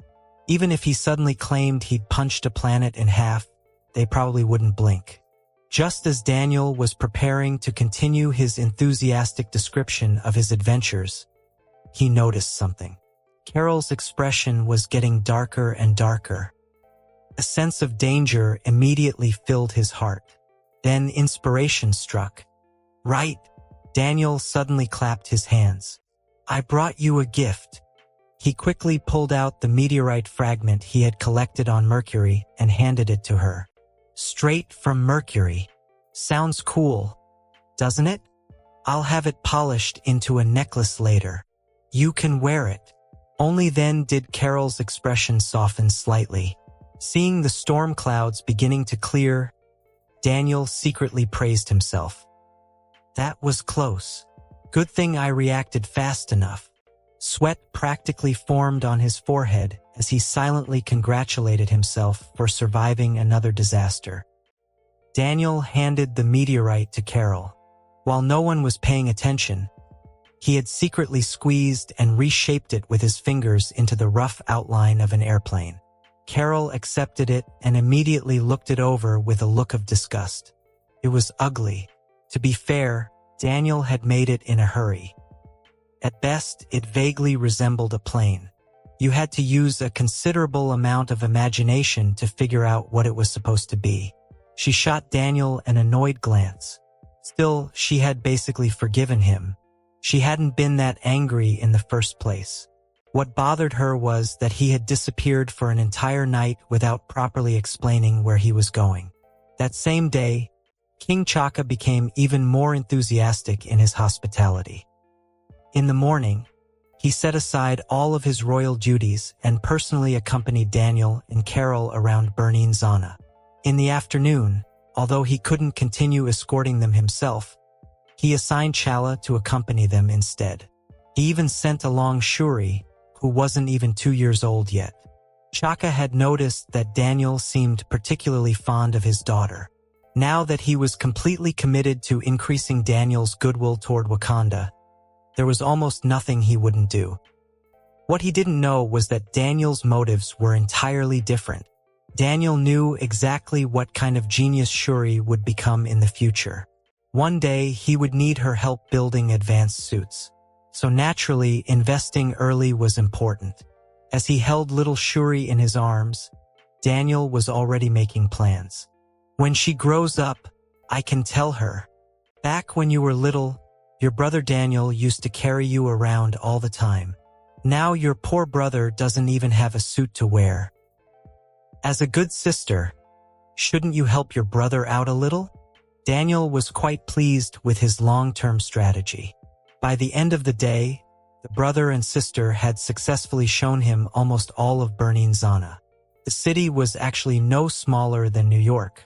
The only reason they managed to see so much in one day was because they had royal escorts. Traffic lights didn't matter. Crowds moved aside. Everywhere they went was essentially a VIP route. There was also the fact that Carol's physical abilities had improved significantly after her enhancement. She could walk faster, longer, and with far greater endurance than before. By the time Daniel and Carol returned to their rooms that evening, both of them were carrying piles of bags. Wakandan specialty products, snacks, dried meat, various local goods. The room looked like a souvenir shop had exploded. Both of them felt extremely satisfied. Today's trip had been wonderful. Most importantly, they hadn't spent a single cent. Chala had become noticeably more understanding after hearing about Daniel's journey through space that morning. He finally had a vague idea why his father had been treating Daniel so warmly. Throughout the entire day, Daniel and Carol hadn't paid for anything. Not $1. Then again, even if they wanted to pay, they couldn't. US dollars were useless in Wakanda. Whenever Daniel or Carol looked at something for more than a few seconds, Chala would immediately buy it. He never even asked for the price. His family was rich, absurdly rich. Chala could confidently declare, "I never judge friends by how much money they have, because nobody has more money than my family." Meanwhile, Daniel and Carol sat on the floor sorting through the mountain of things they had collected. After a while, Carol suddenly asked, "Daniel, how long have we been away?" "Probably over 10 days. Daniel thought for a moment before answering. Silence followed. They had enjoyed themselves tremendously, but now they both missed Mary and John. A few moments later, Daniel broke the silence. "Let's go home tomorrow. We've pretty much done everything we wanted to do. We can always come back another time." Carol immediately nodded. "I agree." That was exactly what she had wanted to say. She simply wasn't sure whether Daniel still had unfinished business in Wakanda. Besides, Daniel continued, grinning, "Our goal was accomplished. You've already been enhanced. Sure, you're still a weakling, but now you're at least a well-fed weakling. It's definitely time to head home. Tomorrow I'll say goodbye to the king." Even while discussing something serious, he still couldn't resist teasing her. Combined with that smug grin on his face, Carol nearly exploded. "Weakling? You're the weakling." Ever since Daniel revealed more of his abilities during this trip, he had become increasingly reckless. He constantly provoked her, every single day. It made Carol's teeth ache with frustration. At this point, she reminded herself daily, "Just wait until I find one of his weaknesses. The day I do, I'm beating him senseless." She was furious, absolutely furious. He was unbearable. If she hadn't remembered the last time she punched him and ended up injuring her own hand, she would have smacked him already. "Stay calm. Stay calm." Carol silently repeated the words to herself. One day she would get revenge. For some reason, she had a strong feeling that eventually she would punch Daniel straight into the sun. Didn't he love the sun? Fine. She'd personally send him there. The two chatted for a while longer before heading to bed. The next morning, Daniel formally informed King Chaka that he planned to leave. "Why not stay a few more days?" The king tried to persuade him. "There are still many beautiful places around Burning Zana. The customs and traditions of Wakanda's other tribes are fascinating as well. You should really see them." Daniel smiled and shook his head. Maybe next time. I've been away for quite a while. I'm starting to miss home. Besides, with my speed, I can reach Wakanda in a matter of seconds whenever I want. He paused before adding, "And we're friends, aren't we?" Chaka laughed heartily. "That's right. We are friends. Wakanda will always welcome you." The king was extremely pleased with that answer. Clearly, the effort he had invested over the past several days had paid off. Daniel's impression of Wakanda was excellent. Now all he needed was for T'Challa to continue building that friendship. The two would soon attend the same university. Perhaps he could even arrange for them to become roommates. Then T'Challa could constantly invite Daniel back to Wakanda. Visit after visit. Build enough goodwill. And someday, if some fool ever dared target Wakanda, open the gates and release Daniel. Just imagining it made Chaka smile. The future looked bright. The king was smiling. Daniel was smiling too, for a completely different reason. Of course, I'll keep visiting Wakanda. I still need a lot more vibranium.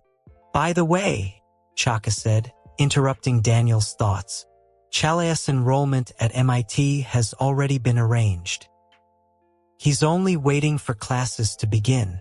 When you return this time, take him with you. The king looked toward his son. He's never left Wakanda before. Keep an eye on him for me. For a nation like Wakanda, getting someone admitted to MIT was hardly difficult. Don't worry. Daniel immediately patted his chest. I'll take great care of him. I'm practically a local around MIT. He spoke with complete confidence. For some reason, Chaka felt that something about that statement was wrong. Yet he couldn't quite identify what it was. After a moment, he simply let it go. Then take one of my aircraft. It won't be as fast as you are, but it'll be much more comfortable. Daniel's eyes immediately lit up. Thank you. He had absolutely no desire to fly all the way back.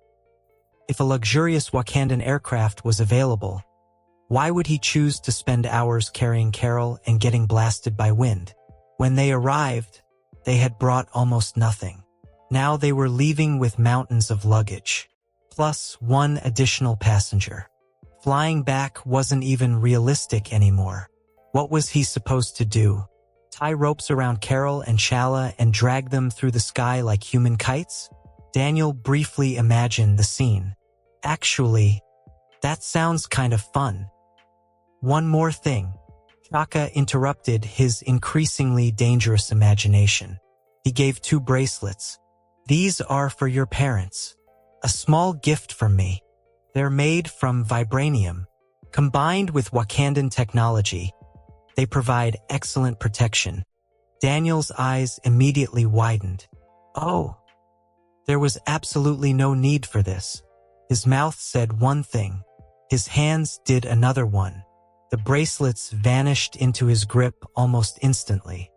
Thank you so much. His smile practically glowed.